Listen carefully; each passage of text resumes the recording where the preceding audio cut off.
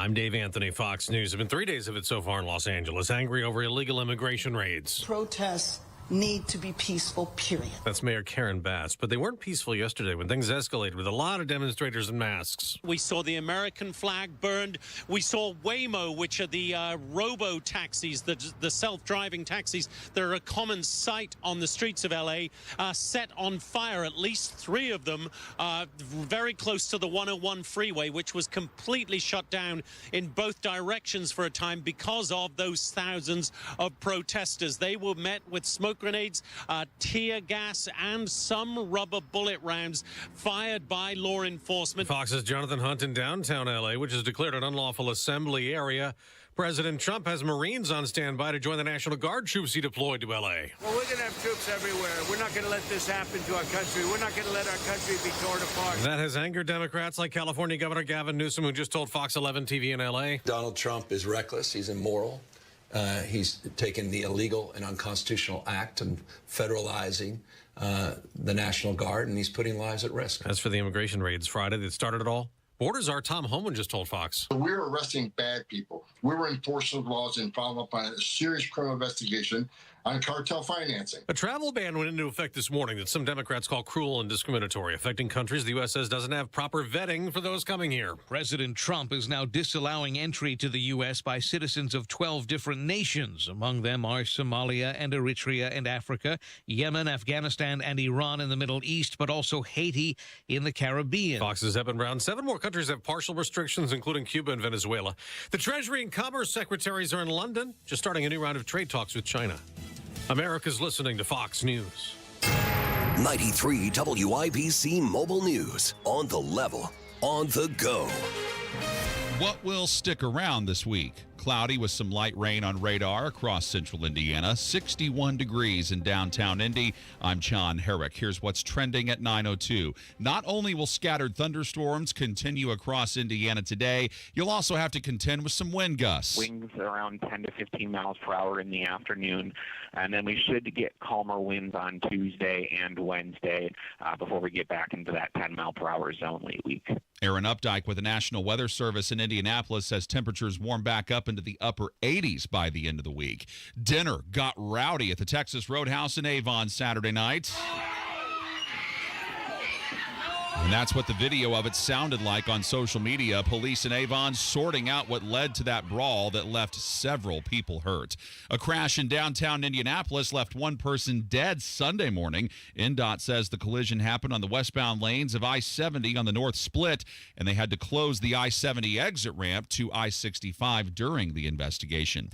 This man is accused of stealing money from a school. Johnette Cruz reports. While one former school official has pleaded guilty, Indiana's Attorney General says his fight to recover more than $150 million in a virtual school fraud scheme is far from over. Former Superintendent Percy Clark's agreement to repay $1.3 million is just one piece of this legal battle. Attorney General Todd Rokita's separate lawsuit says a staggering $154 million was defrauded from the state by the Indiana Virtual Academy and Indiana Virtual Pathways Academy. Johnette Cruz, 93 WIBC Mobile News. Indiana Pacer guard Tyrese Halliburton says he needs to bounce back after only having 3 points at halftime in the Pacers' 123-107 loss in Game 2 of the NBA Finals Sunday night to the Oklahoma City Thunder. I just got to figure out how to be better earlier in games. But kudos to them. They're a great defensive team, but, watch the film, see where I can get better. He finished with 17 points. The series is tied at 1 game apiece. Game 3, Wednesday night at Gainbridge Fieldhouse in Indianapolis.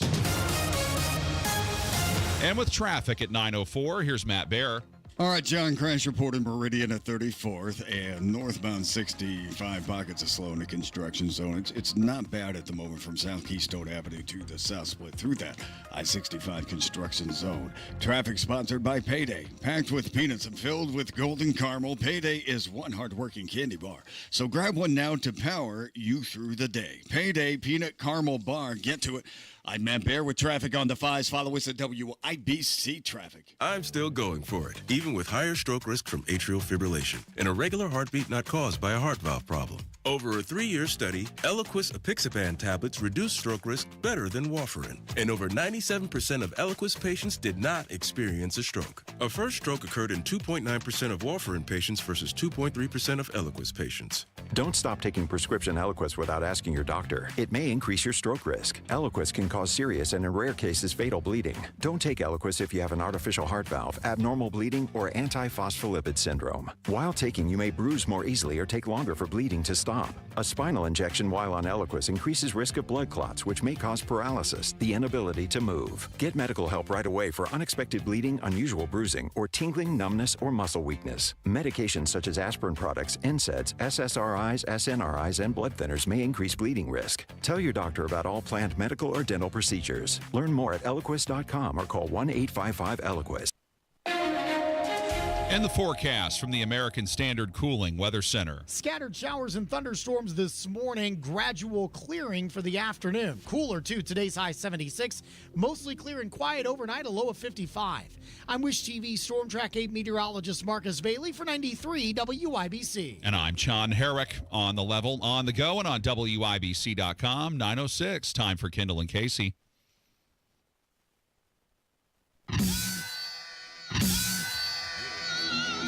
You're listening to Rob Kendall. When we talk about sending money somewhere, we're talking about printing the money because we have no money. And Casey Daniels. My government would never lie to me, would they? On 93 WIBC.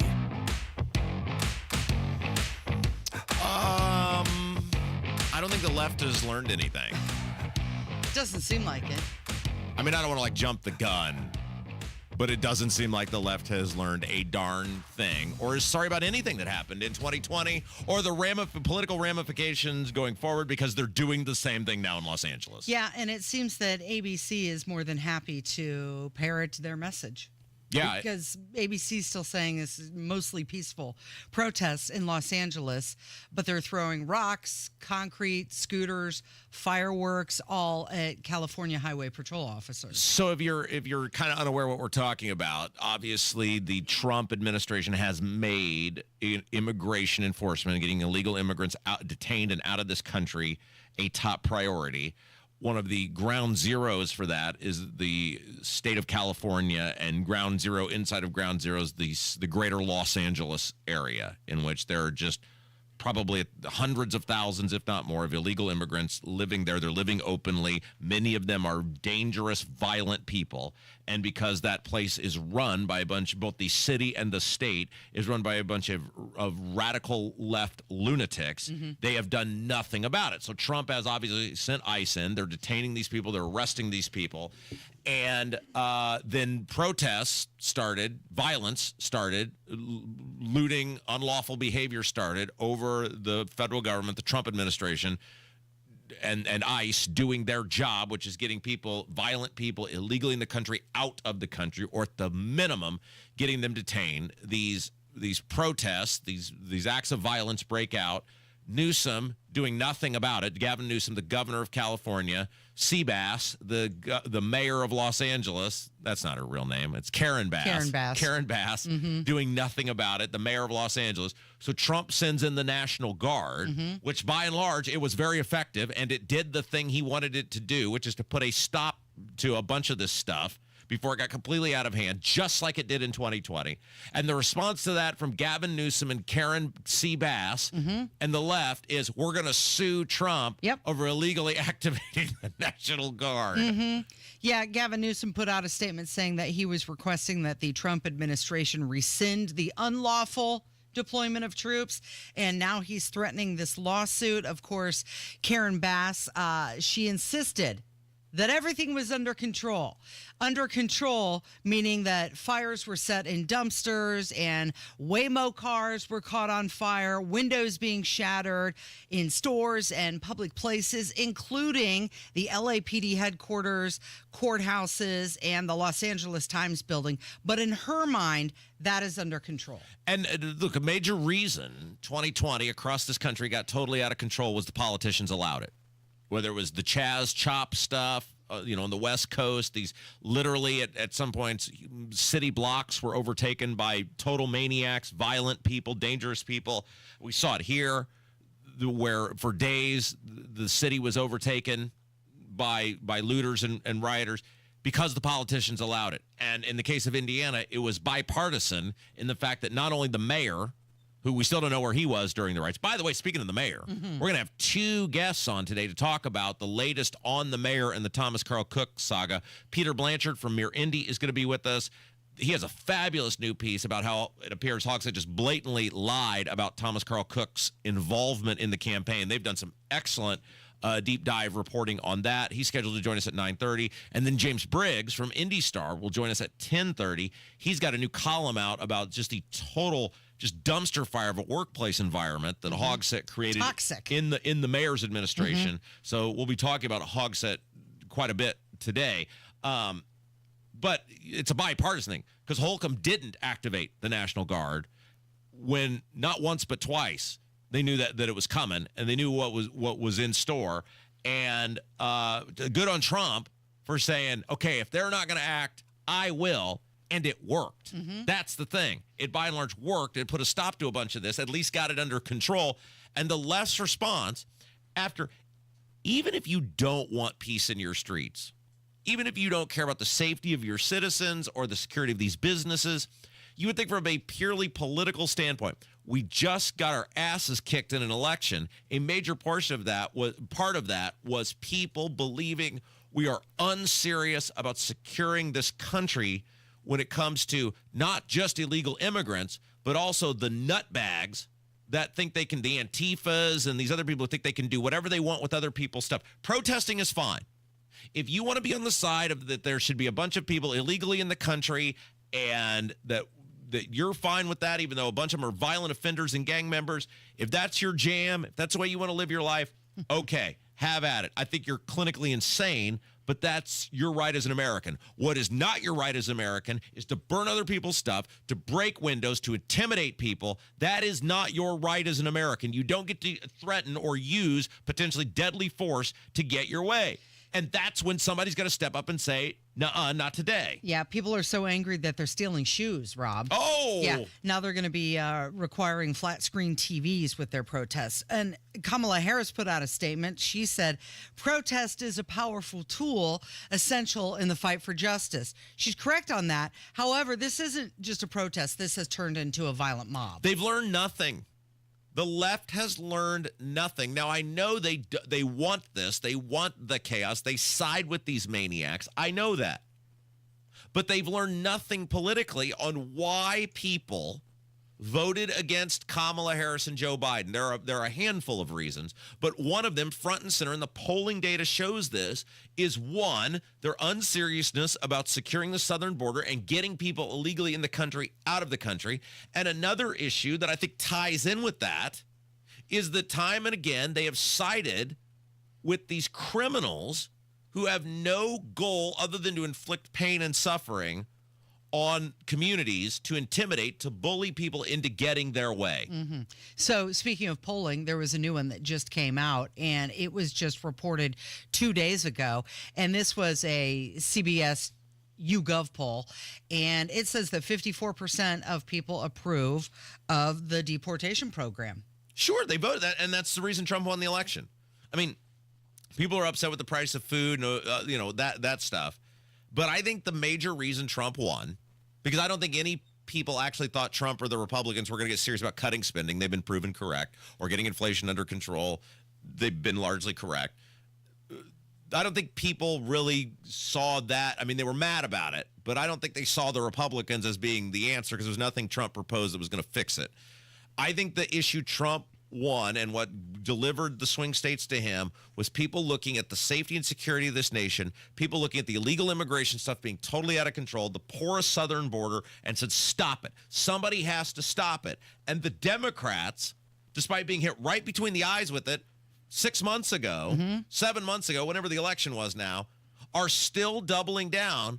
And it's fascinating the predicament guys like Gavin Newsom are in, because Newsom, you've seen, he's got this podcast where he's had these Republican people on where he's trying to portray this guy as moving towards the center. Yet he recognizes in order to get out of a Democrat primary now, you have to be beholden to the maniacs who are all in on this illegal immigration, rioting, looting. It all ties in together now at this point. And so he's caught, and he's choosing to placate the base.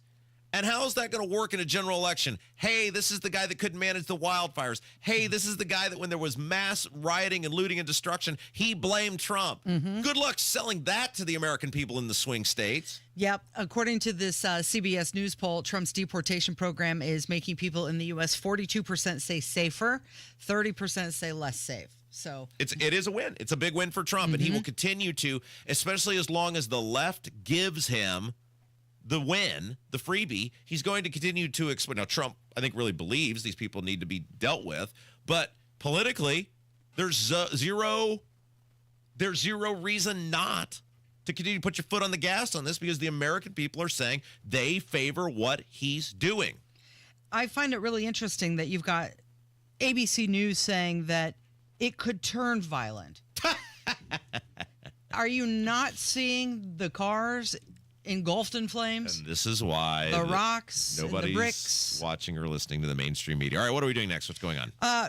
Well, we could do an update on the Pacers. Yes. It's okay. Hang in there. We've got plenty more games to turn it around. That's fine. Right? Yeah, we can do that. And the Fever did very well, even without Caitlin Clark. Angel Reese had a whole 4 points, Casey. Did you see that? She had a fashion show, too. It looked like it anyway. It's Kendall and Casey. It is 93 WIBC.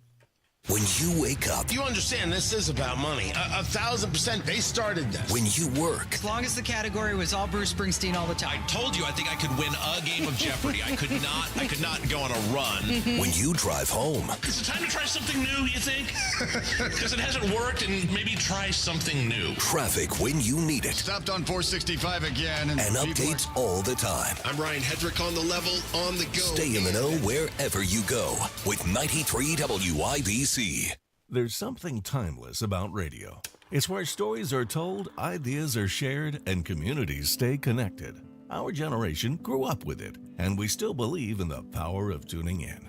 At Howard Bailey Financial, we believe planning for retirement should feel just as familiar and trusted.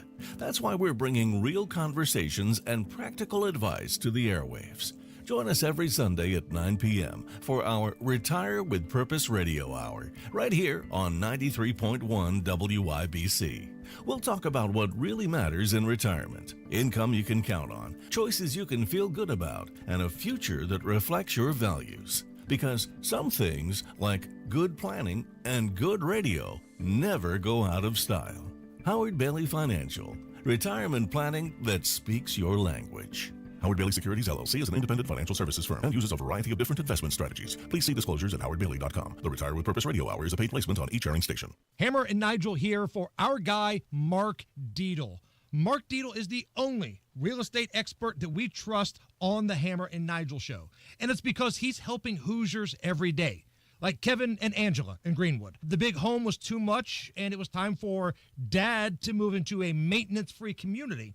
But they needed cash from the home to fund the change. They reached out to the Mark Dietel team, and they were helped immediately with the entire process, from selling belongings to prepping the home for maximum value. The home went on the market and sold for $5,000 over the asking price in less than a week. That's what Mark Dietel does. He's the only real estate agent that can guarantee your home sold at a mutually agreed upon price or deadline, or he will buy it. No long-term contracts. You pick the move date. You can cancel at any time. Call Mark Dietel today, 317-755-4232, or go to markdietel.com. Garage door problems? Call today for service today. Garage Doors of Indianapolis services all makes of garage doors 24 hours a day, 7 days a week. Call today for service today. 875-4577. Call today for service today. Get it fixed right now. Call Garage Doors of Indianapolis at 875-4577 or visit doorstoday.com. In the morning, call 875-4577. Service today.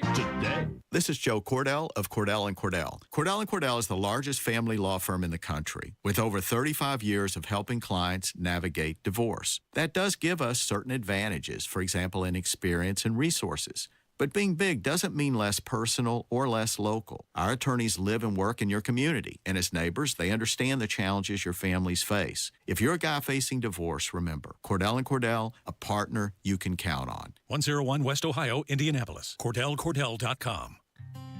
Hello, this is Don Steffi, Executive Director for the Indianapolis Ballet, and I want to personally thank everyone who made this past season such a wonderful success. Whether single ticket buyers, subscribers, donors, volunteers, or corporate and foundation supporters, a sincere thank you is extended to you all from our board, staff, and dancers. Let's have another dance together next year, shall we? As we present a new season of great performances by your Indianapolis Ballet. Thank you. I gave it a shot, and I came in and had the procedure done.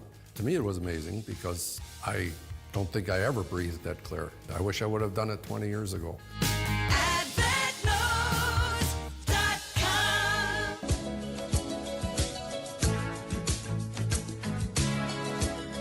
Did you stay up late to watch the game last night? I did. I don't really call that late. Is that late? I mean, I feel like the game was over by 10:30-ish. I mean, is that late? What is late for you now at your advanced age? What is? 11. After 11. Anything after 11 is late for you. Yeah. Is that on a weekday, a weeknight, and a weekend? No, that's just weeknight. Yeah. Yeah, you on the weekend. We go till 3. Yeah. That's right. Yes, I was up. And my friend, who we've mentioned before, and I'll get to him here in a second, the most beautiful man in Terre Haute television, Ben Verbanek, and I went out and watched the game, and it was we got to stop doing that because we've lost both the times we've done this. The Pacers have lost, so that could be bad luck. It's your fault. It could very well be my fault. Right, don't do that. Well, the problem was he was bad-mouthing Chet Holmgren before the game. He's like, that guy is so skinny. How could he score against anybody? And then he scored like 13 points in the first half. And I was like, you can't keep your freaking mouth shut. I don't want you guys hanging out Wednesday night because that's when Game 3 is set at Gainbridge Fieldhouse. And Carlisle was saying in the post-game interview that the OKC crowd was so loud. Yes. And that they played a tremendous part in the Thunder's advantage, and that the fans need to be that loud at Gainbridge this week. We were watching the game in a crowded beverage filling facility in the greater downtown area last night, and I was pondering because it's packed with people, and I'm wondering, like, as the Pacers are playing, they're of course hearing the people in the stands. Are they aware? Like, would they make a shot that there's 500 people at some local watering hole cheering for them? On. Can they feel it? Like, if we cheer louder, does it actually help them? These are things I ponder while watching the. You're doing your part. Watching the ball game. Yes, Casey. I hate to toot my own horn, but I felt this was worthy of being mentioned. By the way, coming up next, you want to stick around for this because coming up next, Peter Blanchard is going to join us from Mirror Indy. He has a fabulous new piece out, basically lying, such a strong word, Casey, but basically proving fabricating. The mayor of the city of Indianapolis has a serious problem with the truth in regards to Thomas Carl Cook. He's tried to paint Cook as basically a non-entity when he brought him back in 23 to run to as he describes, advise on his campaign, and they've got an awesome piece with what appears to be irrefutable evidence. The guy was running the show, and we're going to talk about that with him coming up next. Okay, so we're sitting there and watching the game, minding our own business, and there's a reason I chose not to go on television because I look like this. You, as a beautiful human, you were able to enjoy a career in television. And there's a reason Ben Verbanek chose a career in television. Now, I've told this story before. He was driving, this is fascinating. So he's on television in Terre Haute. He graduated college. He's driving a truck, like he's a truck driver. He's listening to our program. Yeah. And he goes, what am I doing with my life? I could do that. I got to get into the media where the action is. And then he gets this career in TV, and is he questioning his decision now? I think he was making more money driving the truck. But, probably. But anyway, he owes his career to us, and he said that publicly, and that's quite an honor. And I've taken on the role of mentor, which is no doubt he's just going to shoot straight to the top. Yeah. But he's one of these people that there was a reason he chose television. His visual appearance is quite pleasing to the eye of the opposite sex, and these women see him sitting there and come up and start engaging in a conversation with him. Now, the approach I take as a happily married person, Casey, I call it the state police approach, which is when I am approached, when a copper pulls you over, put both hands out the window and identify yourself. And so I do very quickly put both hands up and identify the ring on my finger, which says, I am just here for observation, and you're the wingman. Yeah, that's right. I'm not in the field of play. Yeah, right. I'm saying you would want me to be, but that is the immediate approach I take, so that everybody knows all hands on deck. We're all playing by the same set of rules here. But that's good. You set expectations right away. I'm here. I'm in this establishment, but nothing's gonna happen here. Okay, so they sit down and they're very lovely, and as Nathan here, our producer, will vouch, I just correctly guessed his age just by looking at him. I have a gift because of the 2010 vision. Sure. I can guess these people's ages, and so I correctly guessed their age. They are senior level college students, right? Which Ben is much younger than me. It puts him right in the ball game. I, of course, am out of the equation. However, they sit down, they're engaged, they're very nice people. And so they're talking about ages, and then finally they say, well, how old are you? And I said, well, how old do you think I am? And were they close? How old? Okay, when you first met me, now in fairness, you first met me via Zoom call. Right. But how old did you think I was? Or had you already spoiled it and figured it out via the internet before we first met? I was in the ballpark. I mean, I figured late 30s based on you were wearing a baseball cap. Really? Yeah. You thought I was in my late 30s? Yeah. Really? Yeah, and you were. Well, because these people didn't think I was in my late 30s. How old did they think? 30. Oh, good for you. And for quite some time, I was able to operate once again. Yeah. As a 30-year-old. Congratulations. You said you have a new trick now because of all of the social media filters that you've discovered a workaround. Oh, yeah. Yeah. So that is hands. That's right. Yeah, I can tell. There's many different ways I can tell how old you are, so you will not get your age. I mean, I nailed his age to the number, did I not? Because I am given this gift of great vision, and my father was a trained investigator. I know how to size people up, and I got their age to the number. But I hate to brag, but think about that. That's a fourth of my life they shaved off. My youthful beauty is that strong. Well, you may have been given a little bit of an advantage because of who you were with. Like they looked at him and they said, "Well, that's a young guy. So this guy is just an old-looking young guy." You're an old-looking young man. You just have to crap on everything for me, don't you? You just can't let me have anything. All night I was like, you're like glowing because somebody thought you were younger than what you are. All night I was like, I can't wait to tell Casey. Somebody thought I was younger than I am. Be so impressed. So impressed. I love it. Did you see that Angel Reese had herself a fashion show? 4 points before the game. She had 4 points in that game. 4 points. The over/under for points first. So the Fever played the Sky. Caitlin Clark is hurt. Her pretend rival, because she's not really a rival, but the media desperately wants her to be a rival, is Angel Reese. And they were like, now is Angel Reese's time to shine. She's going to have a great game. It's on national television. Blah, blah, blah. Scored 4. Yeah, she did. She had a couple turnovers as well. The score, the final was 79-52. And according to Outkick, they reported that fans were able to get tickets for just $3. That's at their place, right? Correct. Yeah. Okay. So, so we're taking a break. Peter Blanchard from Mirror Indy is going to join us. He has this incredible piece out about the mayor, and Thomas Carl Cook will get into it next. It's Kendall and Casey. It is 93 WIBC. Grit, hard work, training, professionalism, and being ready at a moment's notice. That's what we stand for at Fire Dogs Junk Removal, because we were founded by firefighters. When it's time to clear out clutter, big or small, we've got you covered. From old furniture to hot tubs and even entire decks, our team handles it all.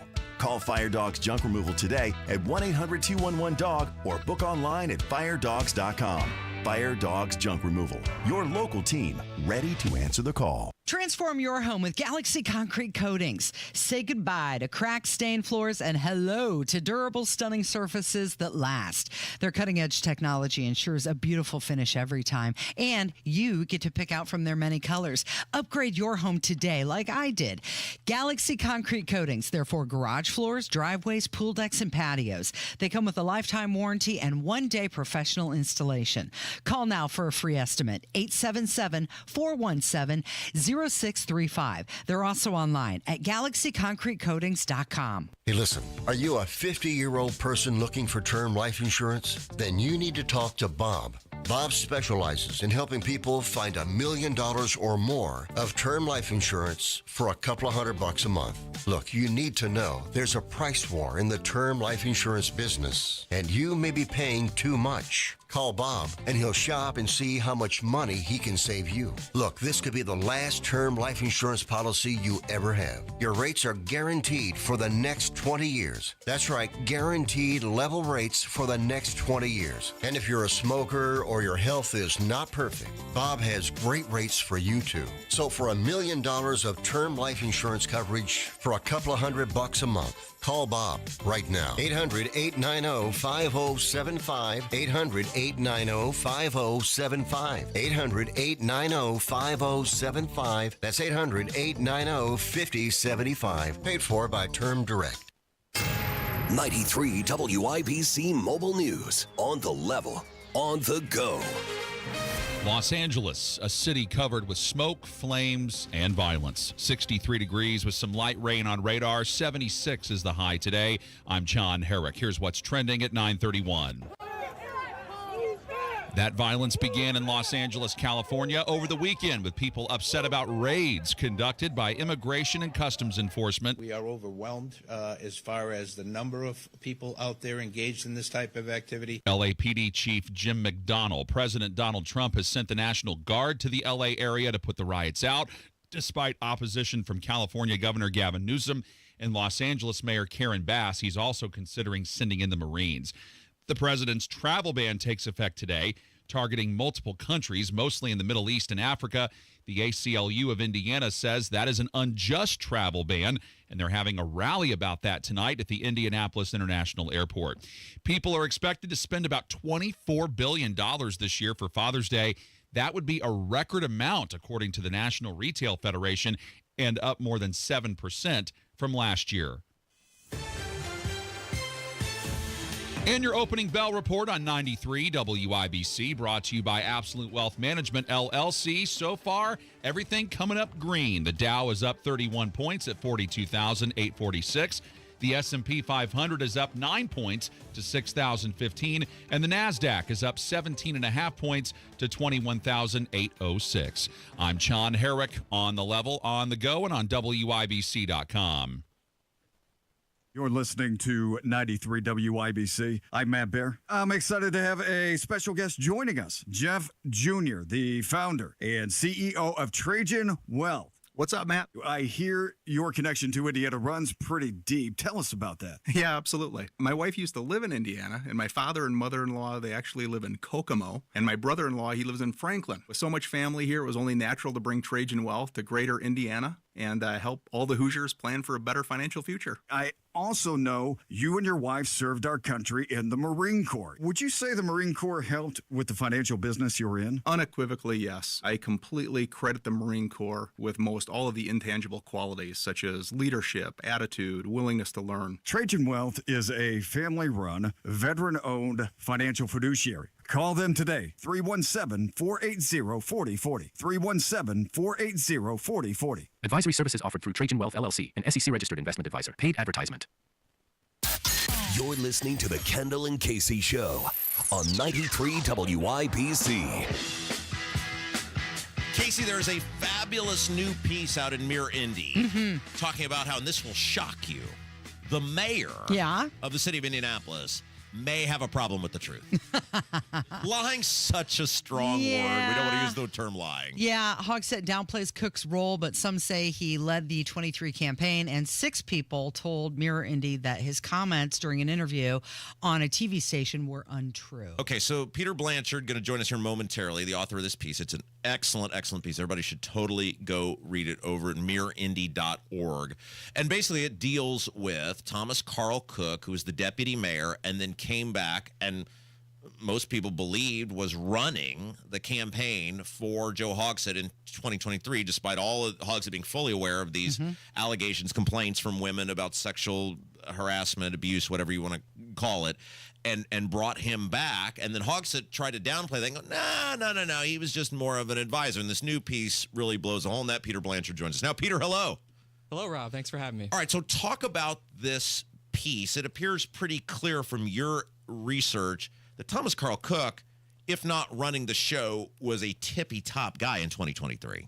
Yeah, so, you mentioned the comments the mayor made last week in an interview saying that Thomas Cook was never in contact with anyone directly involved in the campaign. I heard that remark, and I sort of thought, well, I don't know about that. And so I started reaching out to sources, and what I found was that not only was Thomas Cook in contact with people involved with the campaign, he was an integral player in executing that campaign. He was seeking endorsements from local organizations. He was in contact with the campaign manager, and he was talking with the communications coordinator about, getting volunteers to work at events. And so, for the mayor to say that he was only an informal advisor or a volunteer, I think sort of downplays his role. And one of the things, the mayor said was that, well, he wasn't paid.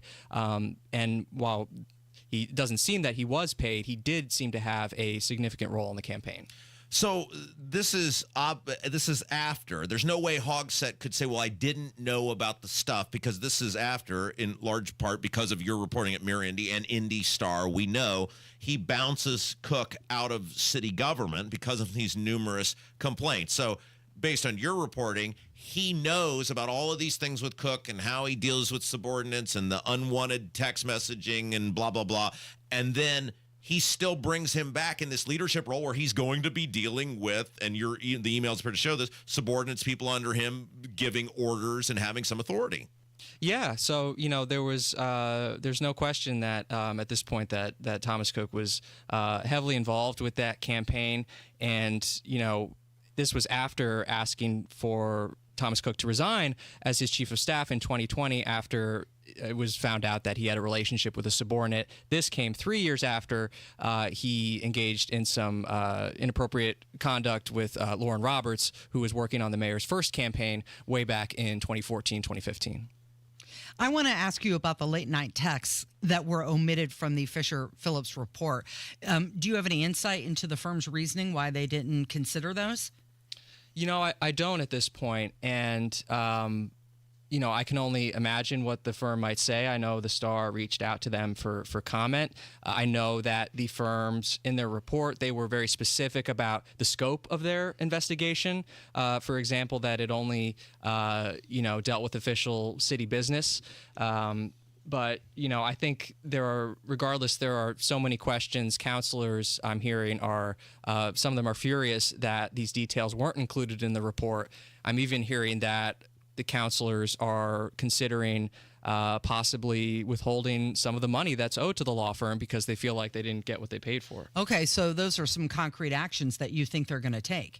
It's possible. I mean, the City County Council is meeting tonight, and I know that in advance of that, Democrats on council, of which there are 19, have been talking about kind of how to move forward, how are we going to handle this, and it's going to be an interesting council meeting to see what they decide, because it's up for a vote tonight whether or not they give an additional $300,000 to this law firm to sort of wrap up the report. Peter Blanchard is our guest. He has a fabulous new piece over at Mirror Indy, mirrorindy.org, about the role Thomas Carl Cook played in Joe Hogsett's re-election campaign in 23.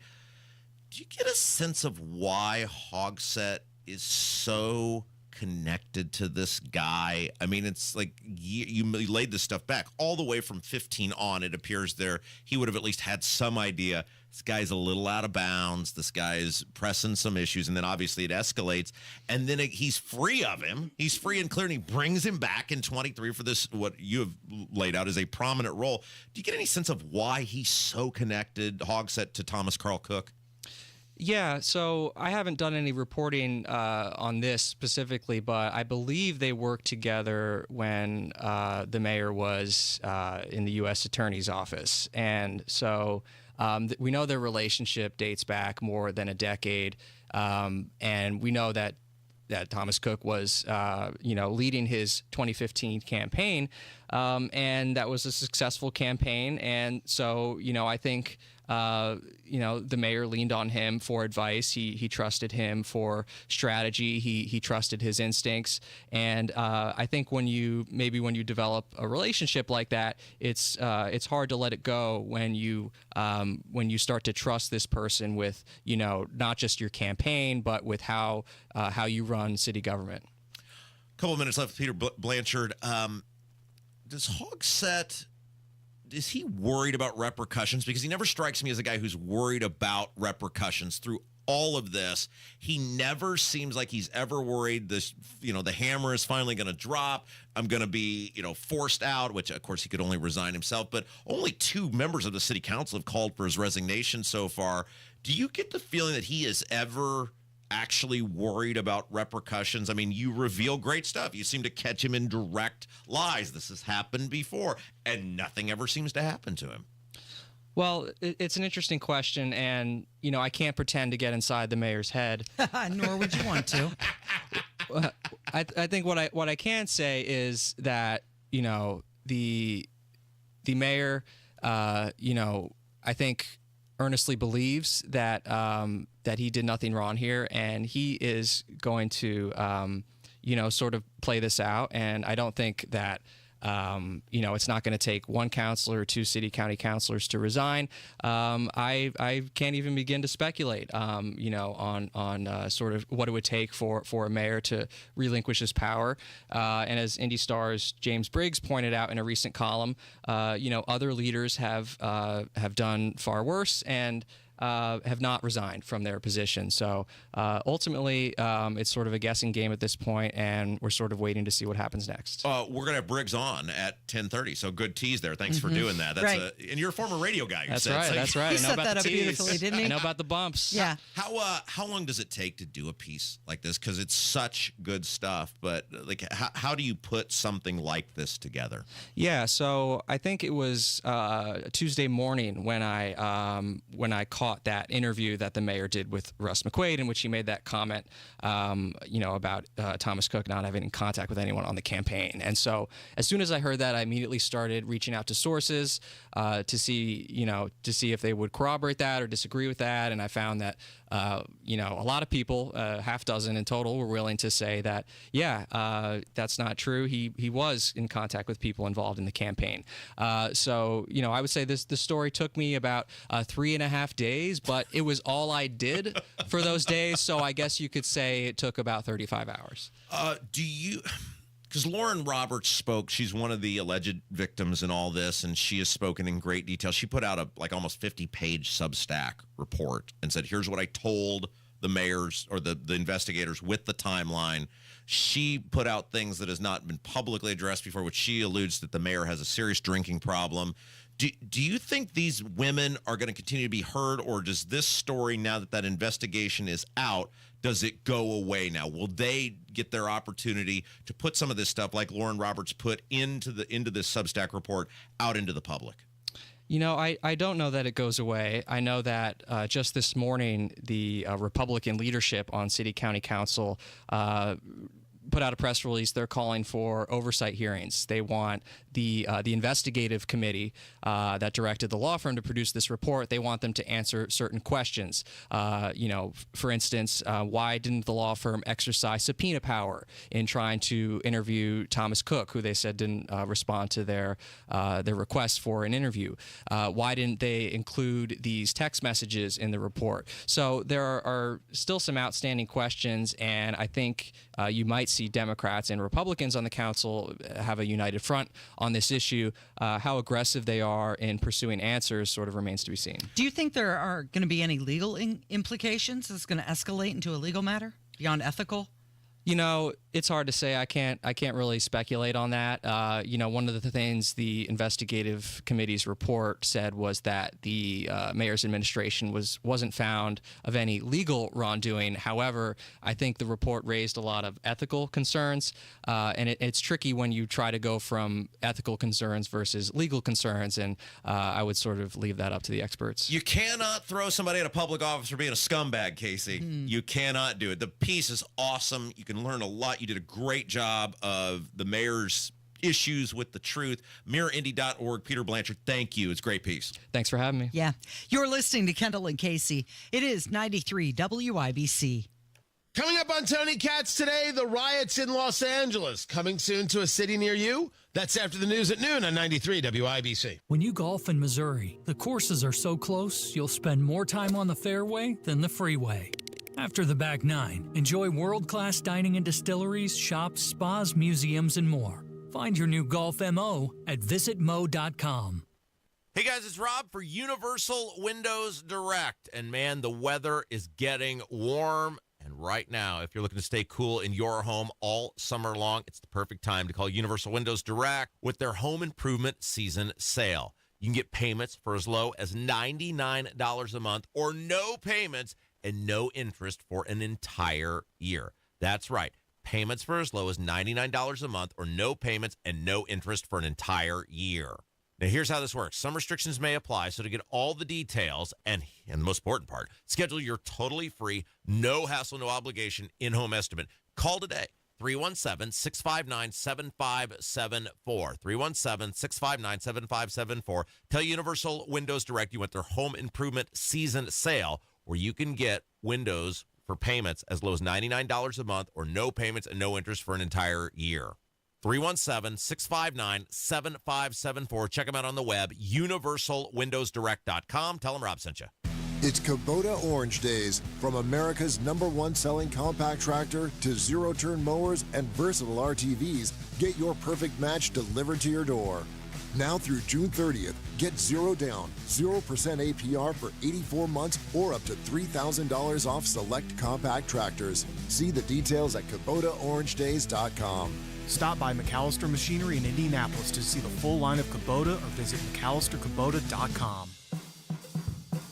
Guys, don't waste time and money with low-quality online TRT that charges you over $100 just to start. Visit the TRT experts at the Low T Center for a free consultation and a free test. Treatment is personalized to your body, and most major insurances accept it. Looking to lose weight? Get a free B12 shot when you start prescription treatment right now at the Low T Center. Offer is limited, but book right now. FixMyLowT.com. That's FixMyLowT.com. Summertime's here, so get a hot summertime deal at Tom Roush Lincoln. Get Lincoln's employee pricing on most all new Lincolns. Get up to $20,000 off select 2024 Navigators. Up to $8,000 off select 2024 Lincoln Nautilus. Come and see why the Roush family has served the community for over 53 years at Tom Roush Lincoln. Navigator MSRP 105-195. Nautilus MSRP 60-195. 2025 Navigators excluded from employee pricing. Subject to credit approval. See dealer for complete offer details. I'm still going for it, even with higher stroke risk from atrial fibrillation and a regular heartbeat not caused by a heart valve problem.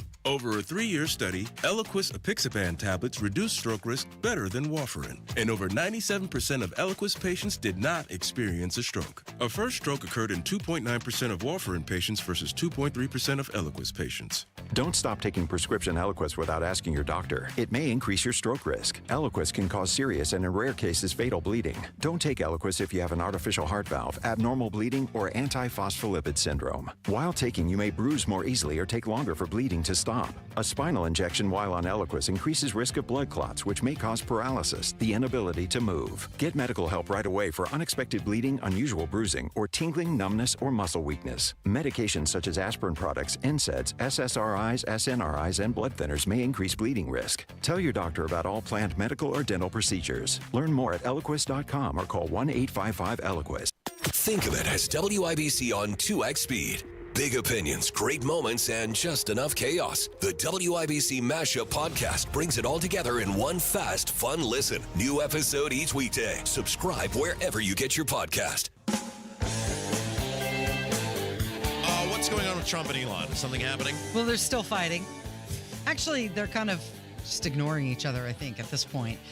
This was reported by The Sun. Elon Musk's dad says that his son now has PTSD from his involvement with U.S. politics and the White House. Said that politics is like a swimming pool with no sides and no bottom, and that Elon Musk regrets supporting Donald Trump's reelection. And, of course, Donald Trump came out and said, you better not support any Dems in the midterms. You're really going to regret that decision. But his father went on to say that Elon is not a great politician and he is out of his depth in regards to politics. It's funny you said that because I saw this post this morning and it really rings true with this. It's a friend of our show, Chris Spangle. He runs the We're Libertarians radio network. He works for IBJ now as a media guy, and he was with Bob and Tom for years. And Chris helped run the Libertarian Party in Indiana for several years when they were sort of on their game. It was when they were doing very well, and by their standards, the governor's races, Senate races, they were getting over 5%, and they were in the mid. This would have been like 2012-ish when they were actually putting forth some interesting candidates and getting what looked like an ascend of results. They weren't going to be winning elections, but they were beginning to become a respectable party. And he posted this. He said, I'm at the age in life where I wonder why anyone would use their God-given talents, brains, money, family time, etc. to politics. I spent most of my 20s and 30s doing that, and I can tell you what a waste of time other than the great friendships I made along the way. And that's spot on. And I think Elon Musk, on a much grander level, is finding the same thing, which the system is incapable of being defeated. You cannot defeat the system. Sure, you can score minor victories inside the system. You can win on an issue here or an issue there. But as a collective, as a whole, look at how we learned it the hard way. The hard lesson that and I know better. I've been at this 15 years, and I've allowed myself to believe again this past year that you could make a difference. You can't. You just, it's too corrupt. The politicians are too bought off. There's too many people with too much money who have influence over them. These guys, men and women, care only about staying in the position rather than doing what's right for you. And quite frankly, too many people are afraid to speak up and hold them accountable. And when it's just one or two people, regardless of the platform, that are the ones speaking up, then nothing changes. I don't know if Elon Musk really appreciates his dad speaking on his behalf, if he would agree with all of those statements. But he did put out a poll on X, and he asked if we should be forming a new political party. And 5.6 million people responded. 80% liked the idea and suggested that the new name of a political party in this country should be called the America Party. Yeah, but here's the problem. And how many times have we seen this? Now, in fairness, Elon Musk is one of the few people who actually has the money and the platform to perhaps get some people elected. Some people. You could get some people elected. But when there's 535 members of Congress, how many are you going to get? Let's say you get 2 or 3 senators, which is possible, certainly. Let's say you get 10 to 15 members of the House, which is possible. You might be able to gum up the works a little bit, but you're not actually going to change the system. And so you get the president of the United States. Okay. Yeah. But in terms of meaningful stuff, you're just not, the system is too big and it's too broken. You can't try to work with these people. You can't, giving them money is pointless.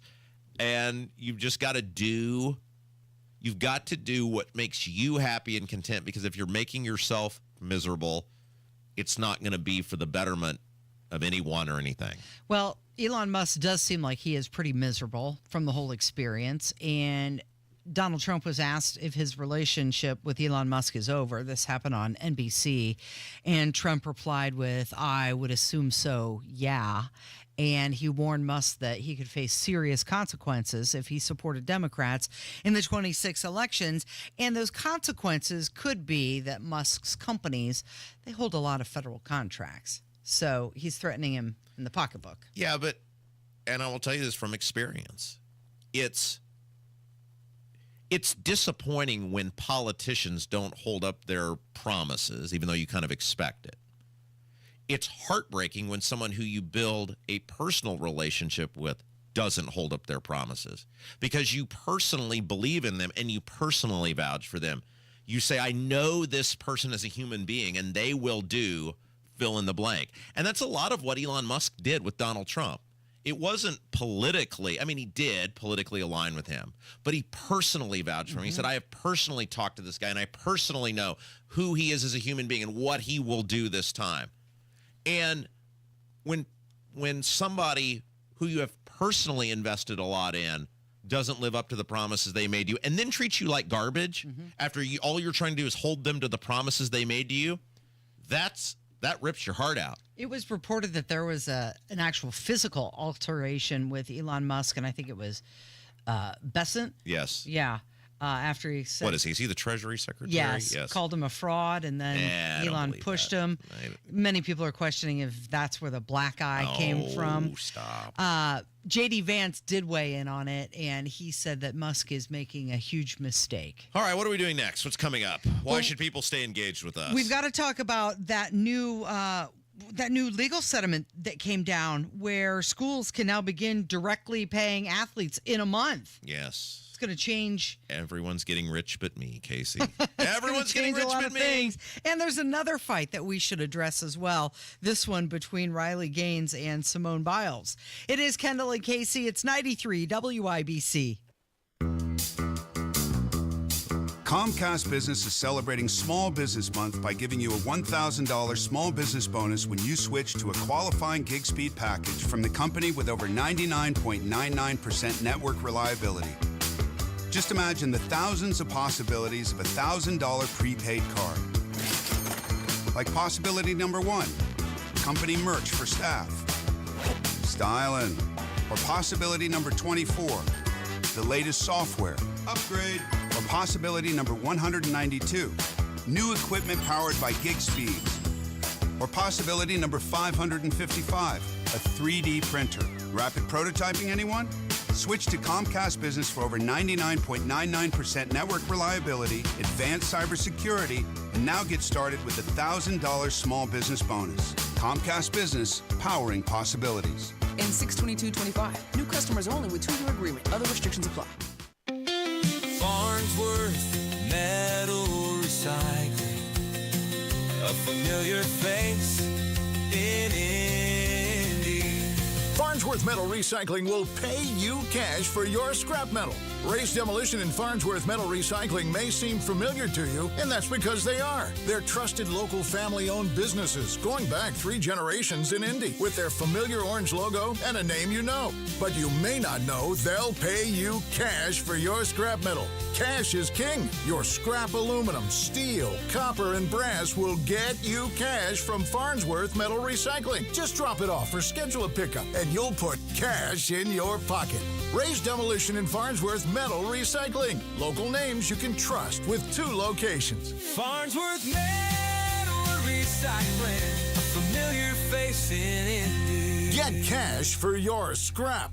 Get started at farnsworthmetals.com. Are you dealing with foot, knee, hip, or back pain? Well, it sounds like you could use a spring in your step. Hi, this is Phoebe with the Good Feet store, and I've got just the thing to help you spring forward into comfort. Good Feet's unique patented 3-step arch support system is designed to reduce pressure on your joints to keep you feeling energized all day long, even when you're running on an hour's less sleep. With less pressure on your joints, you'll also experience less pain and discomfort too. When you visit the Good Feet store, we'll take time with you to figure out what you need on your free personalized fitting. You can also take all the time you need to walk in-store to feel the Good Feet difference personalized for your feet, your shoes, and your lifestyle. Most of our customers say they feel relief immediately, and you can too. Make your appointment today at goodfeet.com. Don't just live with the pain. Discover your options and spring into comfort at the Good Feet store. Come in today for your free personalized fitting and test walk. We're in your neighborhood. Visit goodfeet.com to find the location nearest to you. Hey, it's Mike Rowe, and if you want to do business with a company that actually stands for something, switch to Pure Talk. I did. Sure, I appreciate being on America's most dependable 5G network with unlimited talk and text for just $20 a month. But what I really appreciate is Pure Talk's commitment to our military and to our skilled workforce. That matters to me. Save 50% off your first month when you dial pound 250 and say keyword Mike Rowe. Pure Talk, a wireless company that actually stands for something. Lanny went to college and racked up huge debt. A little bit over $100,000. For a degree he couldn't use? Now what? I had a friend that went to my computer career. They even helped him get hired immediately after graduation. One of the things I love about IT is that you can work from anywhere you want. You could become an IT pro in just months, including cybersecurity and the basics of AI with zero experience at mycomputercareer.edu. It worked for me, and I know it can work for you. This is one student's experience. Individual results vary. Your local news coming up in 2 minutes from the Technology Recycler Studios on 93 WIBC. WIBC HD1 Indianapolis. It's 10 o'clock. He wants to stop President Trump in court. I'm Dave Anthony, Fox News. California Governor Gavin Newsom, a Democrat, says the National Guard troops activated by the president to deal with protests in Los Angeles is illegal, telling Fox 11 in L.A. It was a reckless act that has led to conditions that have been exacerbated, and it's putting people's lives at risk. The Democrats say the protests against immigration raids that started Friday have been mostly peaceful. But the president says for those who've gotten violent, clashing with law enforcement, he has Marines on standby. I mean, if we see danger to our country and to our citizens, we'll be very, very strong in terms of law and order. Downtown Los Angeles has been declared an unlawful assembly area after demonstrators set cars on fire, smashed windows, threw projectiles at law enforcement. Just to give you an idea of the tension in the air here, we came into downtown around 3 a.m. this morning. We approached one of these police roadblocks just around the corner. We were fired on with a flashbang grenade. They landed it just a couple of yards in front of our vehicle. These guys were not playing around this morning. Fox's Jonathan Hunt. Days after Kilmar Abrego Garcia was returned to the U.S. following his much protested deportation to El Salvador, he's jailed facing numerous charges. The newly unsealed indictment lays out several allegations against Abrego Garcia over almost a decade. It accuses him of smuggling thousands of illegal immigrants across the U.S., including children and violent MS-13 gang members. It also accuses him of participating in the murder of a rival gang member's mother. Fox's Madison Scarpino in Nashville. Abrego Garcia's lawyer calls the charges preposterous and an abuse of power. A new travel ban took effect today, blocking people from 12 countries from coming to the U.S., including Afghanistan, Iran, and Yemen. There are restrictions on 7 more nations. Borders are Tom Homan tells Fox. The countries that are being targeted on this do not do proper vetting before the issue visas come to this country. America's listening to Fox News. 93 WIBC Mobile News. On the level, on the go. This whole thing wasn't over peanuts. Cloudy and 64 degrees on Monument Circle. I'm John Herrick. Here's what's trending at 10:02. A fight at a Texas roadhouse in Avon Saturday night. Ryan Hedrick reports.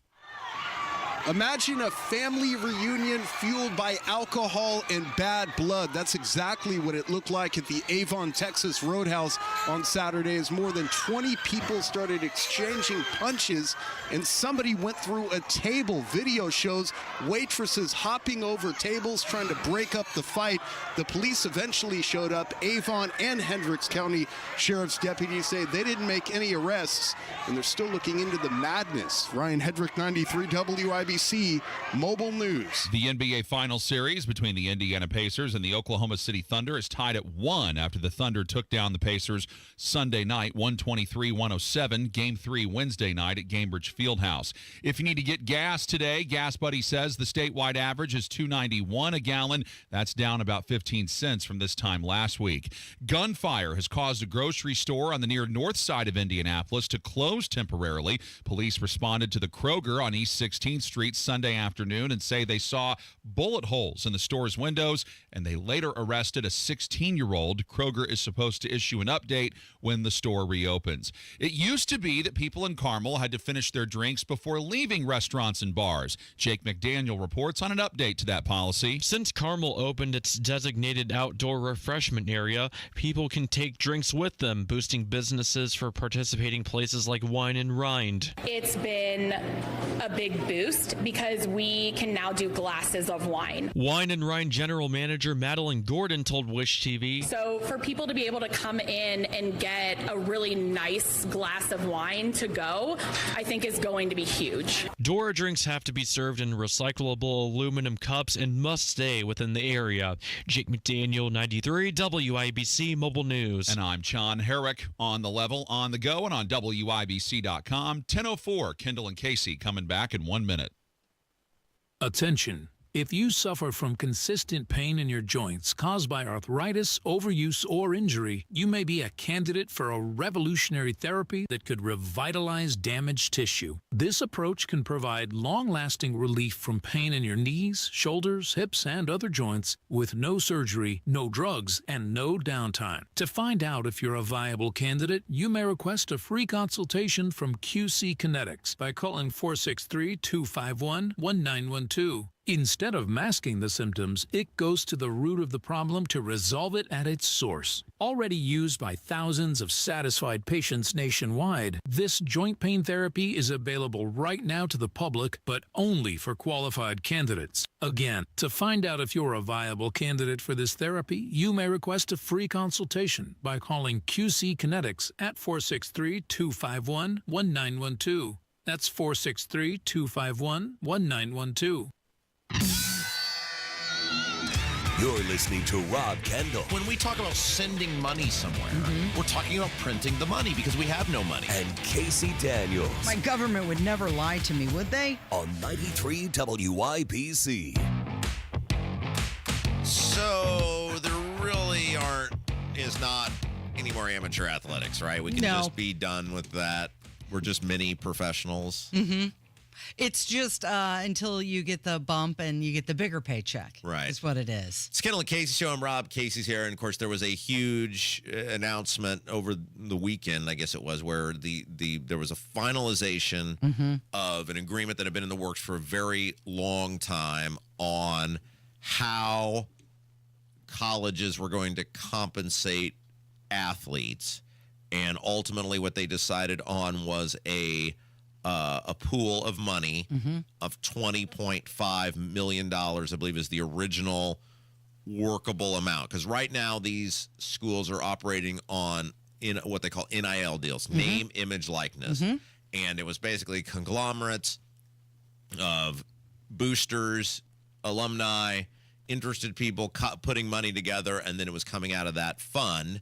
And to address this and try to bring some semblance of uniformity to it, the colleges, because they were being taken on by the United States, the Congress, ultimately came to an agreement and a deal that a judge has signed off on, and that was the big news. The judge signed off on the deal, which would create a pool of $20.5 million, up to $20.5 million.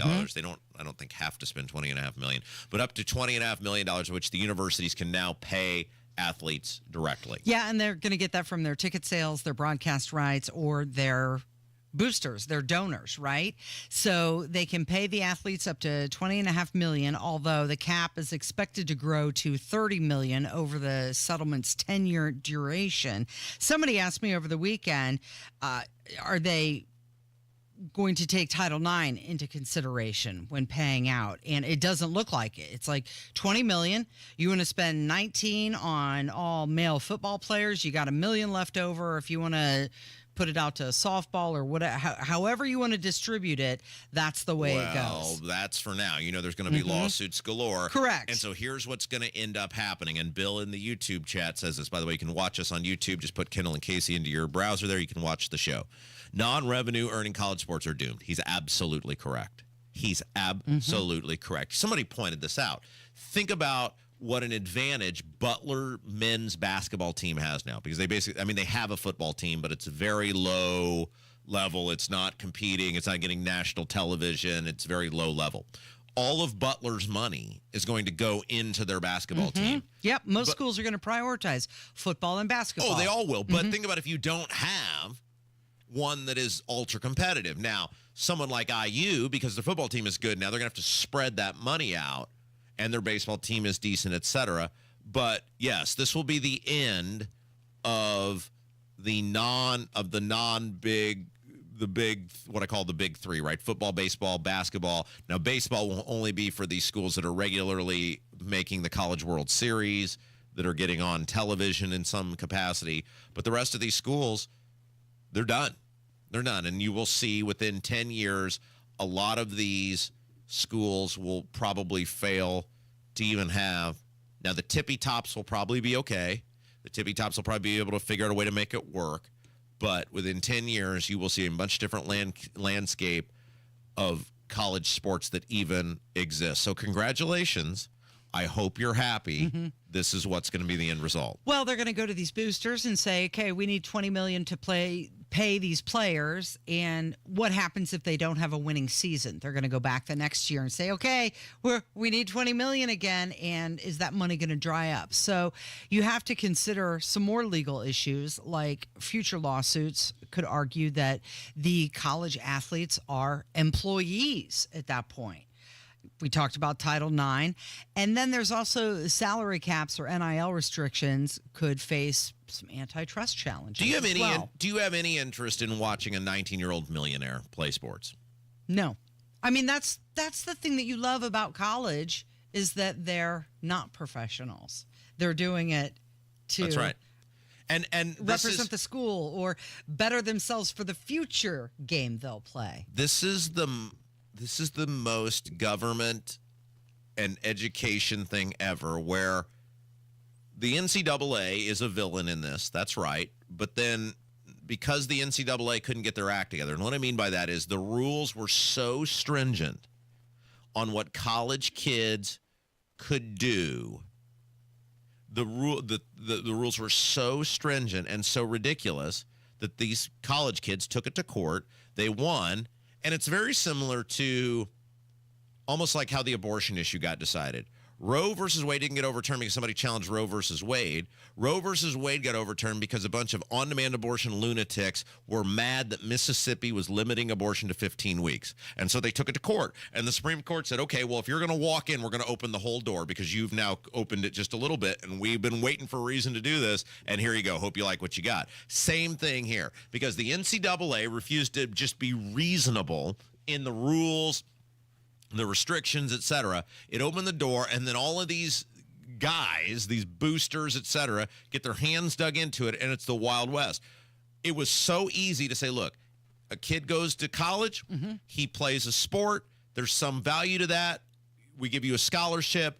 If you want to go have an agreement with a local car dealer where you sign autographs for 5 hours on a Saturday, go do it. We don't care what you do. But it is insane now to the point where these kids, or if you want to sell T-shirts with your face on it, go for it. If people want to be your fan, go for it. You want to make money on it, fine.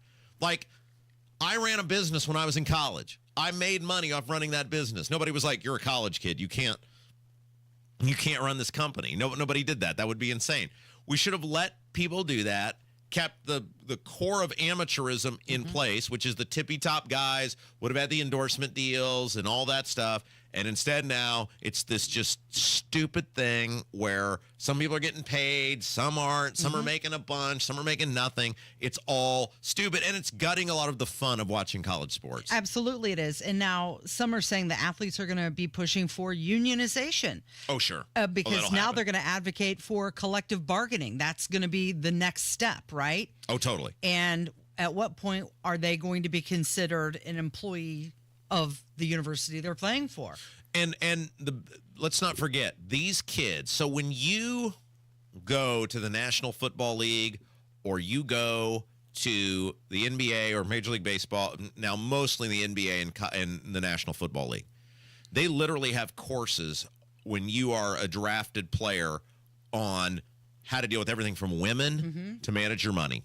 Like, they teach you like how to deal with women in bars, how, the risks you're running, having, people around you that can guard you. Like they give you these courses, and financial literacy is one of them. Hey, you're making all this money now a bunch of these guys ignore it. They do it, hanging out with their boys, et cetera. But at least they give you the resources and the knowledge or the courses to make smart decisions. You're an 18-year-old kid and someone hands you $1 million and you got some bunch of sharks swimming around you. Some of them get marketing training, so they know when a reporter talks to them what to say. Yeah, but what I'm saying is some of these kids have come from nothing, and now all of a sudden you're having millions of dollars. There's no way you're jackpot. You're never going to be able to handle that money. You're never going to be able to make it work.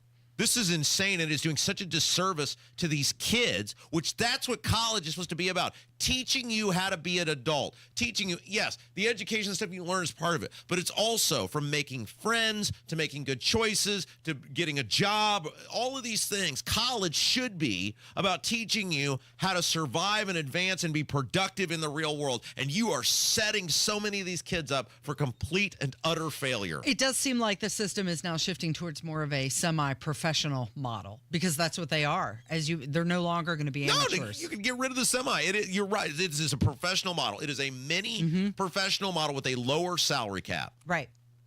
We're done. I mean, the college athletics is over, and the NCAA is rotten in this. I don't blame the kids. But at some point, the adults have to be in charge, and because the adults were so ridiculous, the court system said, you can't be in charge anymore. You can't be in charge. Speaking of NCAA, Simone Biles publicly criticized Riley Gaines, a former NCAA swimmer, and over some of Riley Gaines' conservative activism. No. Don't give it up. She's mad that Riley Gaines said if you have a penis, you shouldn't be able to compete against women. Even though there's a text or a tweet coming out, Fox News, I believe, is the one that reported it. Some of Biles' old posts coming back to haunt her. So Simone Biles, who is an Olympic-winning gymnast, is going at Riley Gaines. Riley Gaines was a swimmer at the University of Kentucky. She was defeated in the finals, national finals, by a guy with a penis who was in the locker room with her. They tied. She wasn't defeated. They tied. Well, no, she didn't win. She got like 5th place. This guy got ahead of her. The guy with the penis, and there's many different events, but whatever. The point is, she said this is ridiculous that this man is allowed to compete in women's sports. And Simone Biles, who, by the way, wasn't she a victim of Larry Nassar? Yes. She was a victim of abuse from a man engaged in women's athletics. And because she's so wed to the woke and needs attention so bad, she is attacking Riley Gaines for saying, if you have a penis, play men's sports. Yeah. And then she tried to attack Riley Gaines' height and weight, and that got totally refuted. Right. She tried to make Riley Gaines out to be some sort of big, fatty, and Riley Gaines... She said, bully someone your own size. And Riley Gaines measured herself on cameras like, I'm 5'5". 5'5". Yeah, here is Riley Gaines, in her own words, responding to Simone Biles. Then, out of the blue, she tweeted this: bully someone your own size, which would ironically be a male. Which is hilarious, really for 2 reasons. Number one, she's acknowledging there are differences, like physiological, biological differences between men and women in saying this. Secondly, I'm 5'5", which might seem like a giant to someone who's like 4'7", 4'8", but I'm pretty standard size for a woman. I guess relatively muscular, right? Being an athlete, I would imagine Simone would understand that, but I weigh like 135 pounds, 5'5", of pretty much pure muscle. And again, if anyone would understand that, you would think it's Simone Biles, a woman who has historically been scrutinized for having a very muscular, masculine-looking body. She was scrutinized to the point she did this whole body positivity campaign. Then she has the nerve to say that I look like a man. And not to mention, this is a woman who has been incredibly brave in calling out and witnessing the horrific sexual abuse that she and hundreds of other female gymnasts faced at the hands of one sexual predator, that predator being Larry Nassar. In the same breath, believing that vulnerable women should be forced to strip down naked in front of men in locker rooms so long as it makes the man feel happy. If Larry Nassar came out as trans, would Simone think it's responsible or safe for him to be housed in a women's prison? To be very, very clear, I could care less what Simone Biles says about me. I'm a very secure person. I know I'm on the right side of history. Simone Biles tweeted out in October of 2017, good thing guys don't compete against girls or he'd take all the gold medals.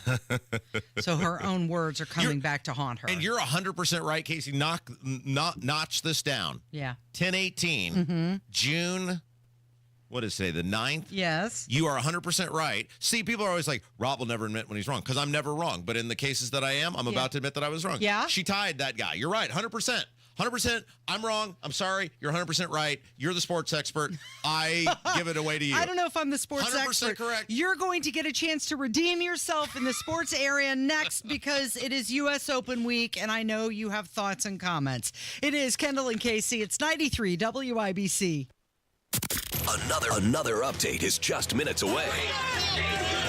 Downtown Los Angeles declared an unlawful assembly area. Anti-immigration raid protests. Throwing just about anything from cinder blocks to hammers at law enforcement. President Trump has Marines on standby. Very, very strong in terms of law and order. Hear the news. Texas Roadhouse in Avon Saturday. Fight broke out. As events happen. Several people were hurt. We'll happen to be there. Stakes were all over the place. 93 WIBC Mobile News. Rob, for Life Church, Father's Day is coming up this Sunday, and Life Church and their 4 campuses across central Indiana, Noblesville, Fishers, Eagle Creek, and Pendleton, wants to take a moment this week to honor our fathers. There are so many fathers who are working hard and leading their families closer to Jesus. Life Church says, well done.